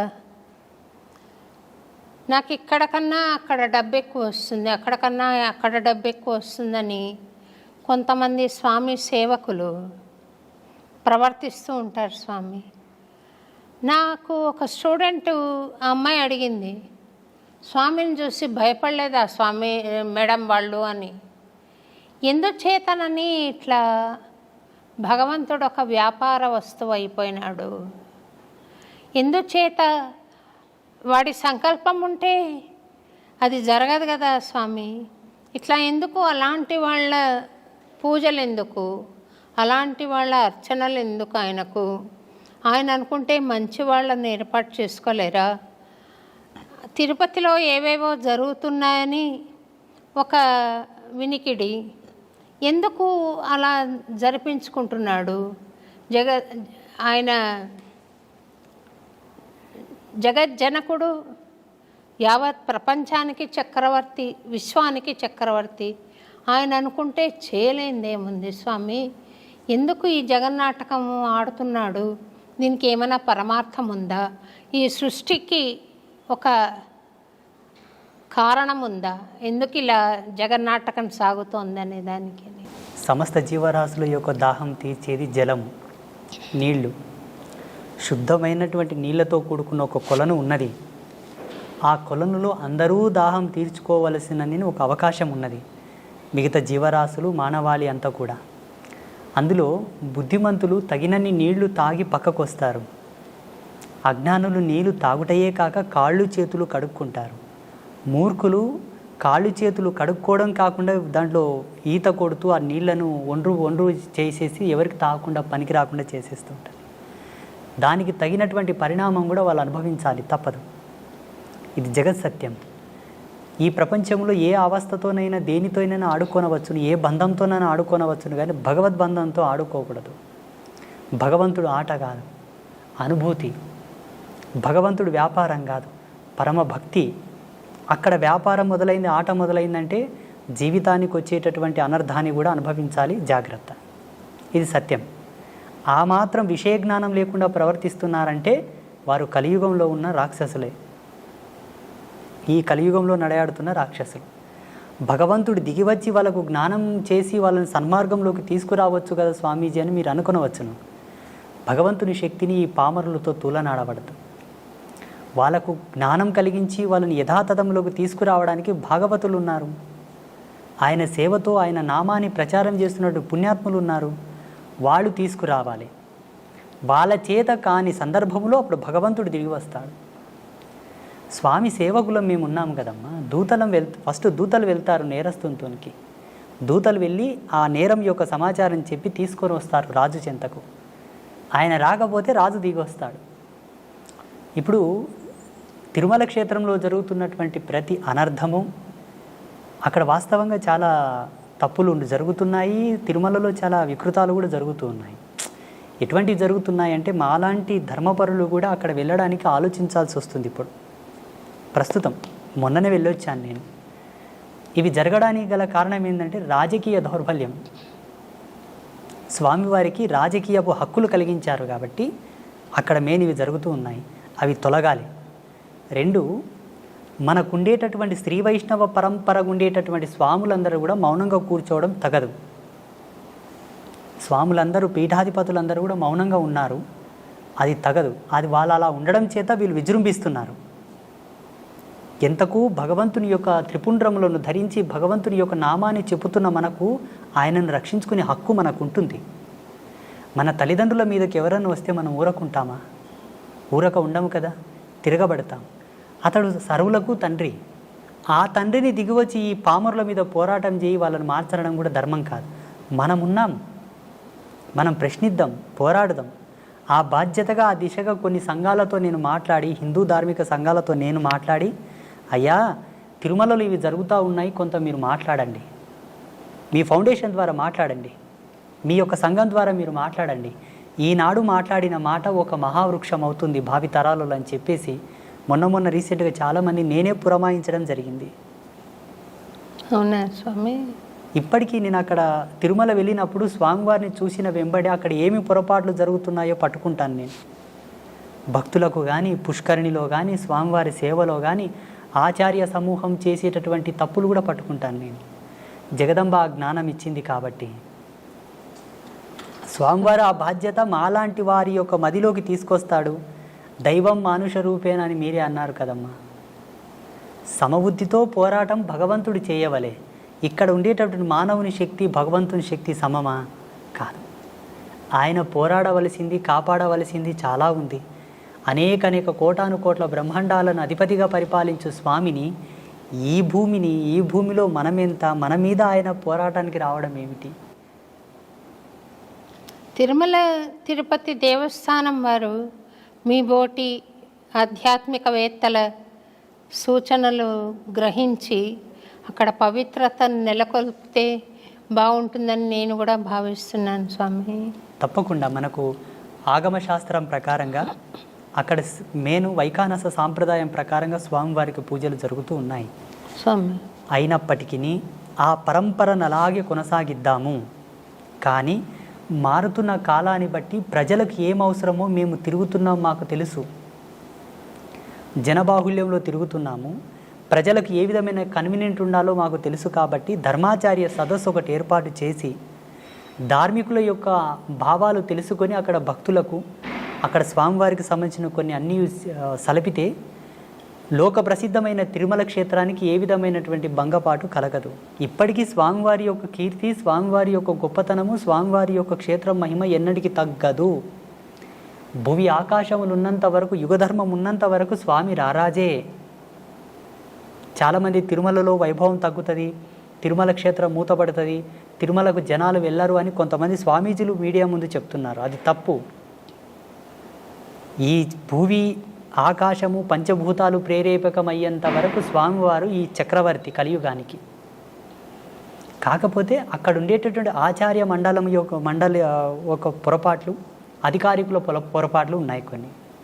వాటిని సవరించాలి. స్వామి నాకొక అలవాటో యావానాలో తెలియదు, కానీ నేను చిన్నతనంలో, అంటే మరీ చిన్నదాన్ని కూడా కాదు, 25 ఆ ఏళ్ళప్పుడు గుడికి వెళ్ళి నమస్కారం చేస్తూ పూజారి దృష్టి కొంచెం మరల్చగానే గర్భగుడిలోకి వెళ్ళిపోయి పాదాలు పట్టుకొని నమస్కారం చేసి వచ్చేదాన్ని. వాళ్ళు కోప్పడేవాళ్ళు, స్వామి ఏమ్మా మీకు కూడా చెప్పాలా అని నన్ను కోప్పడేవాళ్ళు. నేను పట్టించుకోకుండా స్వామిని స్పృశించి నమస్కారం చేయాలి అన్న ఒక బలమైన కోరిక ఉండేది స్వామి. నేను శ్రీరంగంలో సమాశ్రయణం తీసుకున్నాను. అదైన తర్వాత తిరువళ్ళరై అని ఒక ప్లేస్ ఉంది కదా స్వామి, ఇప్పుడు ఏదో మళ్ళీ జనసమ్మర్దం అంతా ఉందంట, కానీ నేను మా ఆయన సమాశ్రయణం చేసుకొని మా గురువు గారు అక్కడికి వెళ్ళి ఒకసారి దర్శనం చేసుకొని రండి అంటే వెళ్ళాం. ఒక్క పిట్ట లేదు స్వామి, అంత పెద్ద గుడిలో ఒక్క పిట్ట లేదు. అయితే చిన్న ఇల్లు ఉంది ఇంతది. వెళ్ళి మా ఆయన తలుపు తడితే అర్చక స్వామి బయటికి వచ్చారు. మేము ఇట్లా వచ్చామంటే నేను వస్తాను పదండి అని ఆయన వచ్చారు. వచ్చి నేను మా ఆయనకు చెప్పాను, ఈ స్వామిని ముఖమంటపంలోకి తీసుకెళ్ళి మాట్లాడతావా అని. ఆయన తీసుకొని వెళ్ళి ముఖమంటపంలో మాట్లాడుతున్నారు. నేను చేసినది నేరమో మరి మంచిదో తెలియదు, కానీ గర్భగుడిలోకి వెళ్ళిపోయి ఆయన పుండరీకాక్ష స్వామి చక్రం ప్రయోగిస్తున్న పోజ్లో ఉన్నారు.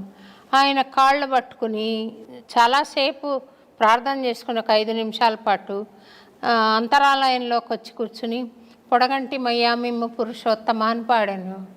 ఆ పాట పాడంగానే ఆ ముఖమంటపం చాలా దూరం, చాలా పెద్ద టెంపుల్ కదా స్వామి. ఆయన ఇలాగొచ్చి అరవన్లో చెప్తున్నాడు, స్వామి రొమ్మ నల్లా పాడినారా అని, చాలా బాగుంది, నాకు సంతోషమైంది, ఇంకోటి పాడతావా అని అడిగాడు. ఆ మాట్లాడుతున్నప్పుడు ఇది అర్చక స్వామి కాదు మాట్లాడేది, ఆ పుండరీక స్వామి మాట్లాడుతున్నాడు నాతో అనే భావన నాకు కలిగింది. అది నేను చేసింది నేరమా లేక అది క్రమశిక్షణ ప్రకారంగా చూస్తే అలా నేను ఇప్పుడు నా గుళ్ళోకి, ఇప్పుడు మేము చేసిన గుడిలోకి మేము వెళ్ళాము స్వామి. అర్చక స్వామి లోపలికి వెళ్ళి పూజ చేస్తూ ఉంటాను. ఆ కళలు అప్పచెప్పక ముందు కుర్చీ వేసుకొని లోపల కూర్చున్నాను నేను, కానీ కళలు అప్పచెప్పిన తర్వాత లోపలికి వెళ్ళే అవకాశం లేదు. కానీ చిన్నతనంలో అప్పుడు ఏ గుడికి వెళితే అక్కడికి వెళ్ళిపోయి ఇట్లా పట్టుకునే ఒక ఇది ఉండేది. అది ఏమన్నా దోషమా స్వామి? అది నన్ను ఏమన్నా వెంటాడే అవకాశం ఉందా? మీకు భగవంతుని యందుండే అనురక్తి, భగవంతునితో మీకు ఉండేటటువంటి బంధం, ఆ ప్రేరణ అందరికి కలగదు. కలిగినా కొందరికి భయం ఉండి, కలిగినా కొందరికి కొంత భేదం ఉండి కూడా పోలేకపోతారు. చాలామందికి ఈ ఇష్టం ఉంటుంది. ఏవీ లేకుండా మీరు వెళ్ళి పట్టుకున్నారు చూసారా, అది మీకే తగింది, మీ యొక్క గొప్పతనం. అది దోషంగా పరిగణించవలదు, దాని దోషంగా చూడవలదు. అది పుణ్యం, సుకృతం, మీ అదృష్టం. మా అమ్మ అన్నది స్వామి, మీరు ఎట్లెళ్ళావే అంత స్వామి దగ్గరికి అట్లా గర్భగుళ్ళకి, మా అమ్మ అన్నది నన్ను. శ్రీవారి చరణములను స్పృశించారా? ఈయనను తిరుపతిని నేను ముట్టుకోలేకపోయినాను స్వామి, ఎందుకంటే అక్కడ గడప దాకా వెళ్ళాను. అది మహాభాగ్యమే, చాలా సుకృతం, అది అదృష్టం. అది గడప దాకా వెళ్ళి స్వామిని పాడుకున్న సందర్భం ఉంది. ఆ బంగారు వాకిల్లో కూర్చుని స్వామిని చూస్తూ పాడిన చాలా ఏళ్ల క్రితం. ఇప్పుడు ఆ అవకాశం అక్కడ తీసేశారు. తర్వాత గర్భగుడి లోపలికి వెళ్ళలేదు, కానీ అంచులలో నిలబడి స్వామిని దర్శించిన అవకాశం, మహద్భాగ్యం ఉంది స్వామి. మీరు ఒక్క మాటలో చెప్పాలంటే విశేషించి మీరు కారణ జన్ములే స్వామి. ఎందుకంటే స్వామివారి యొక్క నామాంకితం చేతనే మీకు బహువిధమైన ప్రజ్ఞా పాఠవాలు సిద్ధించాయి. సమాజంలో మీకు గుర్తింపు ఉన్నది కూడా స్వామివారి యొక్క నామాంకితం చేతనే. అన్నమాచార్యుల వారి యొక్క సంకీర్తనలను ఇప్పటికీ డాక్టర్ శోభారాజు గారే ఒక అంబాసిడర్గా ఉన్నారు అంటే ఆ క్రెడిట్ మీకే దక్కింది కదా స్వామి. సంతోషం. ఇప్పుడు ఎవరిని గొప్ప గొప్ప వాళ్ళని ఎవరిని అడిగినా సోషల్ మీడియా మాధ్యమంగా కూడా మిమ్మల్ని చూడాలనుకున్నప్పుడు స్వామివారి సంకీర్తనతోనే చూడాల్సి వస్తుంది. అది మీ అదృష్టం అమ్మ, మీ సుకృతం. సంతోషం స్వామి. ఈ అన్నమాచార్య భావనావాహిని పక్షాన మేము తరగతులు నిర్వహించడం, కార్యక్రమాలు ఇవ్వడం, ఉపశమన సంకీర్తనం అని ఎవరన్నా బాధలో ఉంటే మా ఖర్చులతోటే వెళ్ళి పాడడం అక్కడ. తర్వాత సంకీర్తన ఔషధం అని ఇలాంటి కార్యక్రమాలు చేస్తూ వస్తున్నాను స్వామి. ఇంకేదైనా స్వామి నాకు చెప్పాలనుకున్నది, ఇది చెయ్యి అని చెప్పాలనుకున్నది ఏదైనా ఉందా స్వామి? ఒక చిన్నది మీకు బాధ్యతగా మిగిలిపోయి ఉన్నది, ఒక్క కార్యం మిగిలిపోయి ఉన్నది, అది మీకు సెలవిస్తాను నేను. స్వామివారి ప్రేరేపకముగా అన్నమాచార్యుల వారి యొక్క ఆదేశానుసారంగానే నేను మీకు ప్రబోధం చేస్తాను. అది మీరు చేయగలరు, ఇక్కడే చేయొచ్చు, ఇక్కడే చేస్తారు. అది త్వరలోనే జరిపించేద్దాము. నేను ఉంటాను. మీరు వస్తారా స్వామి? సంతోషం స్వామి. నేను సర్వదా మీకు విధేయుడనే. మీ భావానికి, మీ యొక్క గుణగణములకు నేను దగ్గరగానే ఉన్నాను. మీరు సంకీర్తనాలాపనతోటి భగవంతుని చేరుతున్నారు, మేము యోగ తపస్సుతోనే చేరుతున్నాము. మీదును మాదును ఒకే ప్రయాణమే. ప్రయాణంలో వాడుతున్న వాహనములు వేరు, ప్రయాణం ఒకటే. మీరు ఒక వాహనంలో, మేము ఒక వాహనంలో వస్తున్నట్టు లెక్క. ఇద్దరి గమ్యం ఒకటే. మీకు చాలా దగ్గరగా ఉన్నాము. ఆ రోజు రాకపోవడానికి కారణం జగదంబ, ఈరోజు రావడానికి కారణం కూడా అమ్మ స్వామివారే. ఇక్కడ మీరు కొంత బాధపడి ఉన్నమాట నాకు అర్థమైంది. స్వామి ఎందుకు రాలేదు, గురువుగారు ఎందుకు రాలేదు అని మీరు కొంత మతన పడ్డమాట వాస్తవమే. నేను నిమిత్త మాత్రుని. ఇప్పటికీ నేను అంబాత్రయ క్షేత్రంలో మా శిష్య బృందానికి అంతా చెప్తుంటాను, నేను నిమిత్త మాత్రుని. నా ఫోటో ఎక్కడ ఫ్లెక్సీలో వేయకండి, ఎక్కడ కూడా నా గుర్తింపు రాకుండా చూడండి అంటాను. వాళ్ళు వినరు. వినకనే అక్కడక్కడ కొన్ని ఫ్లెక్సీలలో ఫోటోలు వేస్తారు. నేను ఆ ఫోటోను చూడను, తలదించుకుంటాను. నాకు స్వయం ప్రకటితం ఇష్టం ఉండదు. అదే తపస్సు తగ్గుతుంది, అక్కడ తపస్సు క్షీణం అవుతుంది. స్వయం ప్రకటితం తపక్షీణం. మేము ఎక్కువ అద్దంలో ముఖం కూడా చూడకూడదు. మా బ్రుకుటిని మేమే దర్శించిన ఎడల మా యోగ మహిమ తగ్గుతుంది. ఏదియూ అడిగి తీసుకోకూడదు, మా తపస్సు క్షీణం అవుతుంది. కోరడం మాకు ధర్మం లేదు, అడగడం మాకు హక్కు లేదు, మాకు మేముగా ప్రమోట్ అవ్వడం కూడా మాకు ఇష్టం లేదు, ఉండకూడదు. అది నిషిద్ధం. నిరాడంబర తత్వంతో ఉండిన ఎడల మేము అనుష్ఠానము చేయకపోయినా మా తపస్సు పెరుగుతూ ఉంటుంది, ఆటోమేటిక్గా అప్డేట్ అవుతూ ఉంటుంది. సంగీత క్యాసెట్స్ అని ఒక కంపెనీ ఉండేది స్వామి, దానికి నేను పాడేదాన్ని డివోషనల్స్. వాళ్ళు మీ పిక్చర్ ఇవ్వండి, ఇందులో వేస్తామన్నారు. నా పిక్చర్ వద్దు, అన్నమాచార్య బొమ్మ వేయండి అని చెప్పాను. అంటే అప్పటి నా ఆలోచన ప్రకారం అది చెప్పాను నేను. చెప్తే మీ మీద ప్రేమతో మేము అడగట్లేదమ్మా పిక్చర్ ఇవ్వమని, మాకు వ్యాపారం కావాలి, మాకు తప్పకుండా ఉంటే తప్ప ఫలానా సింగర్ అని మాకు ఉంటే తప్ప మాకు వ్యాపారం జరగదు అని అన్నారు. అయినా నేను ఆ క్యాసెట్ పిక్చర్ ఇవ్వకుండానే విడుదల చేశారు. తర్వాత వాళ్ళు పట్టుబట్టి అది వేశారు. కానీ నాకు వాళ్ళ ఆంతర్యంలో ఒక కారణం, ఒక హేతుబద్ధంగా ఉంది అని అనిపించినది ఏమంటే, ఇప్పుడు మీరు త్రికరణ శుద్ధిగా చేస్తున్న సేవ అంబత్రయి క్షేత్రంలో ఉత్తరోత్తర వస్తారు స్వామి, తప్పకుండా వస్తారు. వాళ్ళు వాళ్ళు చెప్పుకున్నా మనకు నష్టం లేదు, మీ సంకల్పానికి నష్టం లేదు. ఈ క్షేత్రం మేమే పెట్టాము, స్వామికి జ్ఞానబోధన నేనే చేశానని చెప్పే వాళ్ళు కూడా ఉంటారు కొంతమంది. అట్లా మీ క్షేత్రం గురించి నేను మాట్లాడటం భావ్యం కాదేమో, కానీ ఉంటారు అలాంటి వాళ్ళు ప్రతి దగ్గర.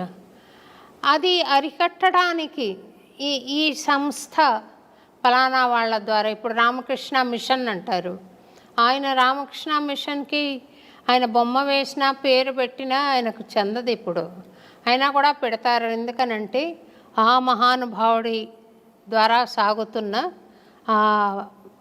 ఆదిమూలం ఆయన అన్నట్టు సాగుతూ ఉంటుంది. అందుకని అయినా మీరు ఆ ఫ్లెక్సీల్ని మన్నించాలి అని నేను కోరుకుంటున్నాను స్వామి.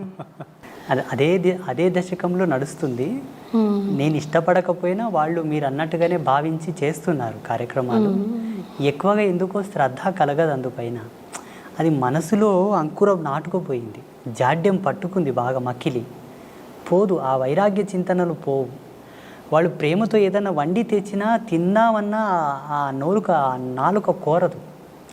అలాగే కుక్కుకుంటాను బలవంతంగా, అన్ని 2 ముద్దలు తినేస్తాను. ఇప్పుడు నాదేం తప్పు లేదు, అందున్న జీవుడు అందుకు అలవాటు పడిపోయాడు. ఈ దేహాన్ని ధరించుకొని ఉన్న ఆ జీవుడు అందుకు అలవాటు పడిపోయాడు. అలా వారిస్తూ ఉంటాను వాళ్ళని.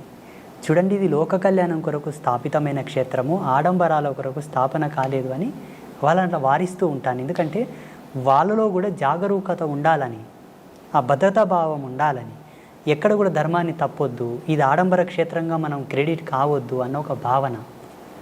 ఎద్దులను ఎప్పుడెప్పుడు అలిస్తూ నాగలి సాటికుండా పోయేటట్టు ఎలా అలిస్తాడో రైతు, అలాగనమాట. వేస్తారు వాళ్ళు, ఫోటో వేస్తారు. అంటే నాబోటి వాళ్ళకు కూడా వీడియో పైన చూడంగానే ఇది స్వామి వీడియో అని మీ పిక్చర్ ఉంటే త్వరగా తెలుస్తుంది స్వామి. వాస్తవంగా ఇప్పటి వరకు ఆ యూట్యూబ్ ఏంటి, దాంట్లో ఏం పెడుతున్నారు ఇంతవరకు నేను చూడలేదమ్మా, నాకేమీ తెలియదు. మంచి విషయాలు వచ్చాయి స్వామి, మీరు చెప్పడం మూలాన చాలా మంచి విషయాలు బయటికి వచ్చాయి. కొన్ని దుర్మార్గాలను కూడా మీరు నిరసించారు, ఇది కరెక్ట్ కాదని. అది చాలా బాగుంది స్వామి. ముక్కుసూటిగా చెప్పారు కొన్ని విషయాలు, బాగుంది స్వామి. యూట్యూబ్లో మీరు మాట్లాడిన విషయం చాలా బాగుంది.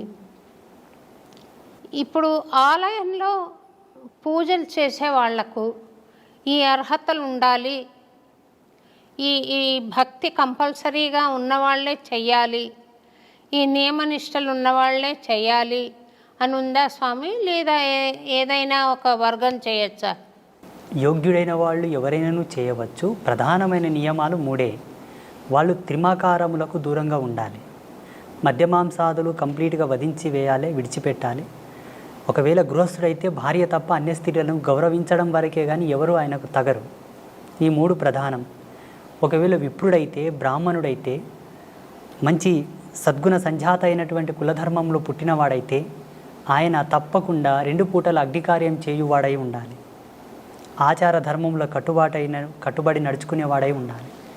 ఆ మర్యాదను కాపాడేవాడై ఉండాలి. విప్రుడైతే నిమ్న వర్గాల వాళ్ళు ఎవరైనాను భగవత్ కైంకర్యము చేయవచ్చు, మద్యమాంసాదులు సేవించకూడదు, ఆచార ధర్మాన్ని కట్టుబడి ఉండాలి, సదాచారం పాటిస్తూ ఉండాలి, శాంత స్వభావి, ముక్కోపి అయి ఉండకూడదు, కోపం ఎప్పుడూ ఆయనకు తగదు. ఒక మాటలో చెప్పాలంటే హరిషవర్గములకు కొంత దూరంగానే ఉండాలి ఆయన. అప్పుడు భగవంతుని కాళ్ళు గడిగి ఆ తీర్థం 10 మందికి ఇచ్చిన శుభమవును. భగవంతునికి అంత హారతి ఇచ్చినా, ఎవరికైనా హారతి చూయించినా వాళ్ళకు జయమగును. భగవంతుని నామాను పలికి వాళ్ళని శుభమని దీవించిన వాక్కు ఫలించును. ఈ హరిషడ్ వర్గములను దగ్గర పెట్టుకొని, త్రిమాకారములను నీ వంట పెట్టుకొని గనక దేవుని పాదాలు కడిగి వాళ్ళకి తీర్థం ఇస్తే వాళ్ళకు శుభమగునేమో భగవంతుని అనుగ్రహం చేత. నీవు కొంత ఇబ్బంది పాలవుట తథ్యం. అర్చకుడు ఎవరు ఎప్పుడే కానీ అలా ఉండకూడదు. వాస్తవంగా శాస్త్ర ప్రమాణంగా ధర్మసింధువు ప్రకారంగా యజ్ఞోపవీత ధారణ కంపల్సరీ, సాంప్రదాయకమైన తిలకధారణ కంపల్సరీ, ఆచార ధర్మంతో కూడుకున్న వస్త్రధారణ కంపల్సరీ. ఈ ఉంటే తప్ప భగవత్ కైంకర్యం చేయడానికి అర్హుడు కాడు. మీరు భగవత్ కైంకర్యం చేస్తున్నారు కదా స్వామి, మీరు యజ్ఞోపవీత ధారణ చేశారా మరి? ఉన్నది. సన్యాసులకు 3 సూత్రములతో కూడుకున్న యజ్ఞోపవీతం ఉంటుంది కాబట్టి 3 సూత్రములతో ఉన్న యజ్ఞోపవీతం. మేము బ్రహ్మచర్యంలో అంటే సన్యాసంలో ఉన్నాం కాబట్టి 3 సూత్రములు మాకుంటాయి. పెళ్ళి కాని వాళ్ళు 6 సూత్రములు, పెళ్ళైన వాళ్ళు 9 సూత్రములు ధరించుట మనకు సాంప్రదాయకంగా వస్తున్నటువంటి పరంపర. ఆ సంప్రదాయాన్ని అనుసరించి మాకు 2010వ సంవత్సరంలోనే జరిగింది. 2010వ సంవత్సరం, ఇప్పటికీ 14 సంవత్సరాలు అయింది. నేను శ్రీమాత యొక్క చరణములను పట్టుకున్న తర్వాత నా జ్ఞానం ఇష్టపడి నాతో వచ్చి జ్ఞానోపదేశం స్వీకరించి, ఉపదేశ సంస్కారం స్వీకరించి, నీ జ్ఞానం నీ తపస్సును మాకును ప్రబోధం చేయి నాయనా అని అడిగిన వాళ్ళందరికీ కూడా సంస్కారబద్ధంగా వాళ్ళకు యజ్ఞోపవీత ధారణ చేయించి వారికి తగు పద్ధతులతో శుద్ధిని గావించిన తర్వాతనే మంత్రదీక్ష, మాలధారణ, దీక్షా ప్రధాన సంస్కారం చేసి ఉన్నాను. చాలామందికి నేను యజ్ఞోపవీతం వేశాను, వ్యసనాల నుంచి దూరం తీసుకొచ్చాను, భగవంతునికి దగ్గర చేశాను, శాస్త్రానికి, ధర్మానికి, సిద్ధాంతానికి పాత్రులను చేశాను చాలామందిని. నా సంకల్పం అదే. అంటే ఏ వర్గమైనా మీరు స్వీకరించి చేశారా స్వామి? 100కు 99% మంది ఇప్పటి వరకు జగదంబ యొక్క మంత్రదీక్షను పొందిన వాళ్ళందరూ కూడా బడుగు బలహీన వర్గాల వాళ్ళే, సబ్బండ వర్ణాల వాళ్ళే. ఆ 90% వదలగా మిగిలిన 10% మంది బ్రాహ్మణులు కూడా ఉన్నారు మా భక్తులు. సద్బ్రాహ్మణులు విశిష్ట పరంపరానుగతంగా ఉండేవాళ్ళు కూడా వచ్చి, అయ్యా మీరు చెబుతున్న మాట ఈశ్వర ప్రమాణంగా ఉన్నది, మాకు పూర్వపు గురువులు ఉన్నప్పటికీ మీ చేత ఏదో పొందదలిచాము, ఏదని అనుగ్రహించండి అన్నారు. ఇచ్చాను. ఏదో 2 బీజమంత్రాలు, 2 శ్లోకములు, ఒక పారాయణము, ఏదో మీరు ఇప్పించండి, ఒక 41 రోజు చేసుకున్న మా జన్మ పావనమగును అని అడిగిన వాళ్ళు ఉన్నారు. అమ్మగా నేను ఇచ్చాను, వాగ్దేవతగా ఇచ్చాను, నేనుగా ఇవ్వలే. ఆ వాణి సరస్వతి యొక్క ప్రతిరూపకంగా నేను వాళ్ళకు మంత్రదీక్షలు ఇచ్చాను. ధనము కోరిన వారికి లక్ష్మీ రూపకంగా అనుగ్రహించాను. శక్తి సంపత్తి, రాజకీయ శక్తి కోరిన వారికి కాళీ రూపంలో అనుగ్రహించాను. ఎవరు ఏమి కోరదలిస్తే ఆ విధంగా నేను అనుగ్రహించాను. అమ్మగా ఇచ్చాను, నేనుగా ఇవ్వలేదు. అమ్మగా నాకు కూడా ఆశీర్వాదమేమండి స్వామి. మీకు 3 అమ్మల యొక్క కృపను ప్రసాదిస్తాము, దాంట్లో ఏ సందేహము లేదు. త్రిమాతల యొక్క కృపను మీకు ప్రసాదిస్తాము. మీరు ఒక మాట ఇవ్వాలి నాకు. చెప్పండి స్వామి. ఈ వీడియో మాధ్యమంగా ఆ 3 అమ్మలుగానే నేను అడుగుతున్నాను. మీకున్నటువంటి గానామృతము చేత మేము వాగ్గేయకారకులు ఎవరైతే పాటలు పాడే వాళ్ళను శాస్త్ర పరిభాషలో ఒక మాట అంటాం, మేము గంధర్వ శిఖామణులు అంటాము. ఆ అంశతో పుడతారు వాళ్ళు. మీరు అదే అంశతో జన్మించారు కాబట్టి ఈశ్వర ప్రీతి పొందుటకు వాళ్ళు తొందరగా ఆ పాత్రత పొందిన వారయ్యే పుడతారు. పాడే వాళ్ళందరూ కూడా అవధానులు, పండితులు, గాయకులు, నాట్యకారులందరూ కూడా భగవత్ కళలతో పుడతారు, సారస్వత కళలతో పుడతారు. కాబట్టి భగవంతునికి దగ్గరగా ఉంటారు వాళ్ళు, చాలా చాలా దగ్గరగా. మిగతా వారందరూ కొన్ని ఆమడల దూరం ఉంటే వాళ్ళు చాలా దగ్గరగా పుడతారు. అలా టచ్ అయిపోవడమే ఉంటుంది. అలా అయితేనే ఆ అంశతో పుడతారు. ఆ గొంతులో ఆ గానం అనేది ఆలాపన అవుతుంది. అంతటి సారస్వత సామ్రాజ్యంతో జన్మించినప్పటికీ కూడా కొంతమంది ట్రెండులో పడిపోయి, సోకాళ్ళు మాయలో పడి, బొట్టు పెట్టుకోకుండా కాళ్ళకు చెప్పులు వేసుకొని రకరకాలుగా భగవంతుని పాటలు పాడుతున్నారు చూసారా, అది కొంత నిషిద్ధం. నీవు నార్మల్ సాంగ్స్ పాడేటప్పుడు ఎలాగైనా పాడు, భగవంతుని గానము మీరు ఆలాపించేటప్పుడు కొంత సాంప్రదాయికత, ఆ విలువను కాపాడాలంతే. అక్కడ స్వామివారి యొక్క లీలను మనం పాడుతుంటాము, గొప్పతనాన్ని చెబుతుంటాము. కాబట్టి ఎవరైతే ఈ యొక్క గానము యొక్క మర్యాదలను కాపాడుతూ ఆ సారస్వత కళలను ఆలాపిస్తుంటారో వాళ్ళు భగవంతునికి ఐక్యం అవడం తథ్యం. అయిన వాళ్ళు చాలామంది ఉన్నారు. త్యాగరాజ మహాస్వామి, కాళిదాసు, అన్నమాచార్యుల వారు, తుకారం కానీ వీళ్ళందరూ కూడా పాటల చేతనే భగవంతుని పిలిచారు. పాట చేతనే భగవంతుని పిలిపించి గోరుముద్దలు పెట్టించారు. పాటకెంత ప్రతిభ ఉన్నది, ఎంత పవర్ ఉన్నదో చూడండి. మేము ఆధ్యాత్మిక వారసత్వంలో ఒక మాట చెప్పుకుంటాం స్వామీజీలం, మంత్రములు కోటు సంధించినను రాని భగవంతుడు ఒక్క పాట చేత వచ్చునట. పాటకంత మాధుర్యం ఉంది, అంత పారవశ్యం ఉన్నది. మంత్రానికి రూఢీ ఛందస్సు ఉంటుంది. ఆ ఛందస్సును అనుసరించే భగవంతుని ఆకర్షించగలదు. పాటకు రూఢీ ఛందస్సు లేదు, ఎక్స్ప్రెస్ వే. ఆ గానమునకు అలా లయను శృతిని కలిపి పాడగలిగితే ఈశ్వరుని యొక్క హృదయమును ద్రవింపజేసి పరవశింపగలదు, పిలవగలదు. అలా మనసు పెట్టి పాడాలి. అదే ఛందస్సును అనుసరించి అంబాత్రయ క్షేత్రంలో కొలువుదీరినటువంటి ముగ్గురమ్మలకు మీరు ఒక పాటను పాడి మాకు ప్రసాదించాలి. మహాప్రసాదం స్వామి, తప్పకుండా. మేము అంబాత్రయ క్షేత్రంలో పద్మశ్రీ డాక్టర్ శోభారాజు గారు పాడిన పాటను ఒక శిలాపలకంను రచిస్తాం. అక్కడ ఆ పీఠం మీద ఎవరో చిన్న చిన్న వాళ్ళు భజన సంకీర్తనలు పాడారు, కొన్ని తత్వగీతములు పాడారు, ఇంకా కొన్ని పాటలు పాడారు. కానీ ప్రాముఖ్యతను వహించినటువంటి సంగీత గానామృతము మీ చేత రావాలన్నది మా కోరిక. తప్పకుండా వస్తాను స్వామి, తప్పకుండా చేస్తాను స్వామి. నేను మొన్న వచ్చినప్పుడు కూడా ఒక అమ్మవారికి నివేదన చేశాను ఒకటి. చాలా అద్భుతంగా ఆ రోజు మీరు పాడుతుంటే మేము ఎక్కడనో కనెక్ట్ అయిపోయాము ఆ పాటకు. తప్పకుండా వస్తాను స్వామి. నేను అక్కడ విశేషమైన రోజు ఒకటి చెప్పండి, ఆ రోజు వచ్చి నేను అక్కడ పాడి మీకు అది ఆడియో ఫైల్ కూడా మీకు ఏర్పాటు చేస్తాను స్వామి. నేను తప్పకుండా అమ్మా. చాలా సంతోషం అమ్మ, ఈరోజు మీరు మమ్మల్ని పిలవడం, ఈ అన్నమయ్య పురానికి నేను రావడం నా అదృష్టంగా కూడా కొంత భావిస్తాను. నేను సంతోషం. ఎంత భగవంతుని సేవ చేసేవాడినన్నా ఒక శరీరంతో ఉన్నాను కాబట్టి దీనికి కొంత ధర్మం ఉంటుంది, దీనికి కొంత ధర్మం ఉంటుంది. ఆ ధర్మాన్ని బట్టి నాకును ఇది అదృష్టంగానే భావిస్తాను. మీరు ఆదర్శ దంపతులుగా మీరు మీ కుటుంబ సభ్యులందరూ కూడా చిరకాల యశస్సుతో వర్ధిల్లండి, సుఖ సంతోషాలతో జీవించండి, భగవత్ కృపను పొందండి. ఒక చిన్న విషయం అడిగి కార్యక్రమం ముగిస్తాను స్వామి.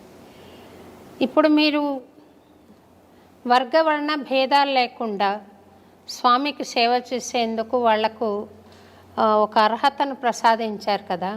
అట్లా పూర్వకాలంలో గార్గి ఇలాంటి వాళ్ళందరూ, మైత్రేయి ఇలాంటి వాళ్ళందరూ జంధ్యాలు ధరించి వాళ్ళు కూడా వేద పఠనం చేశారని అంటారు కదా స్వామి.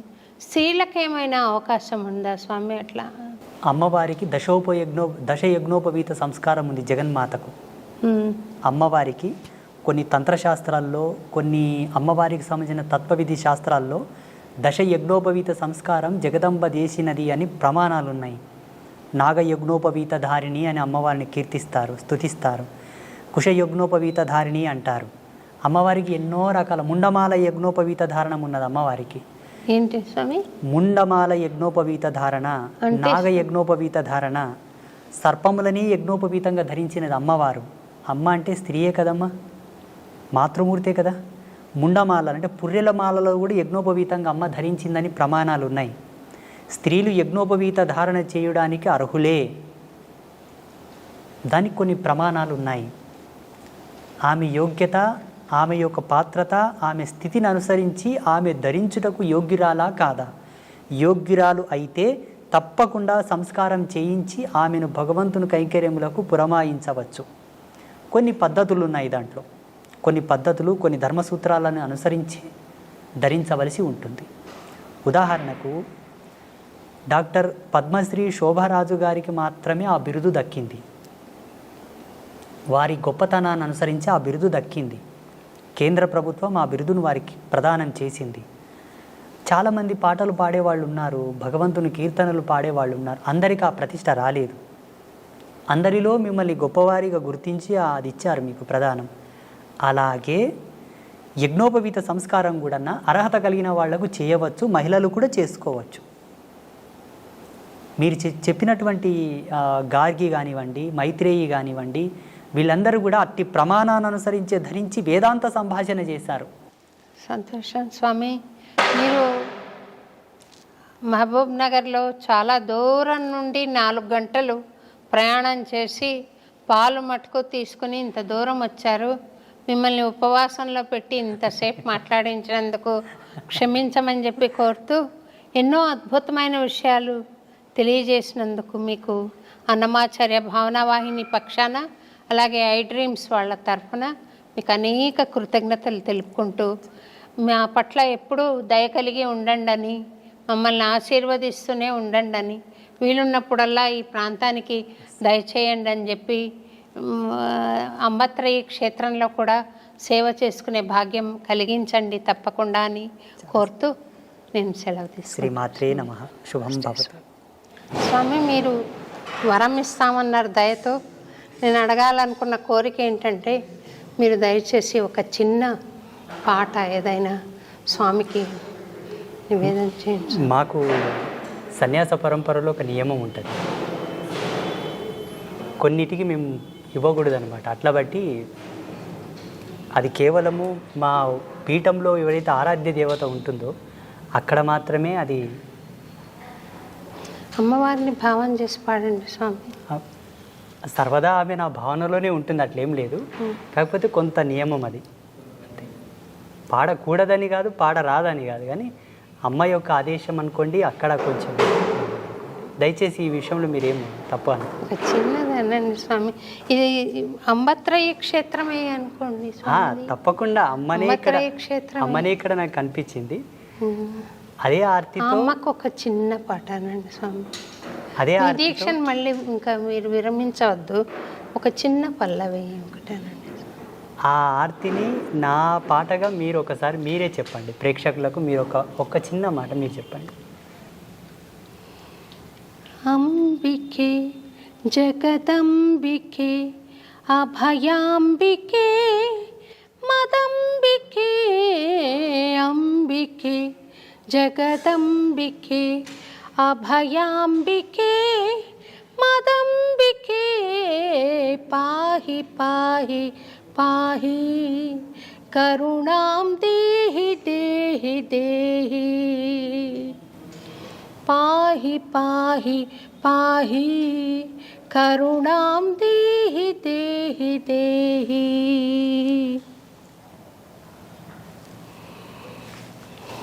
మా గాత్రమే మీరు తీసుకున్నట్టుగా, మీ గాత్రమే భగవంతుడిచ్చినట్టుగా ఇది భావన.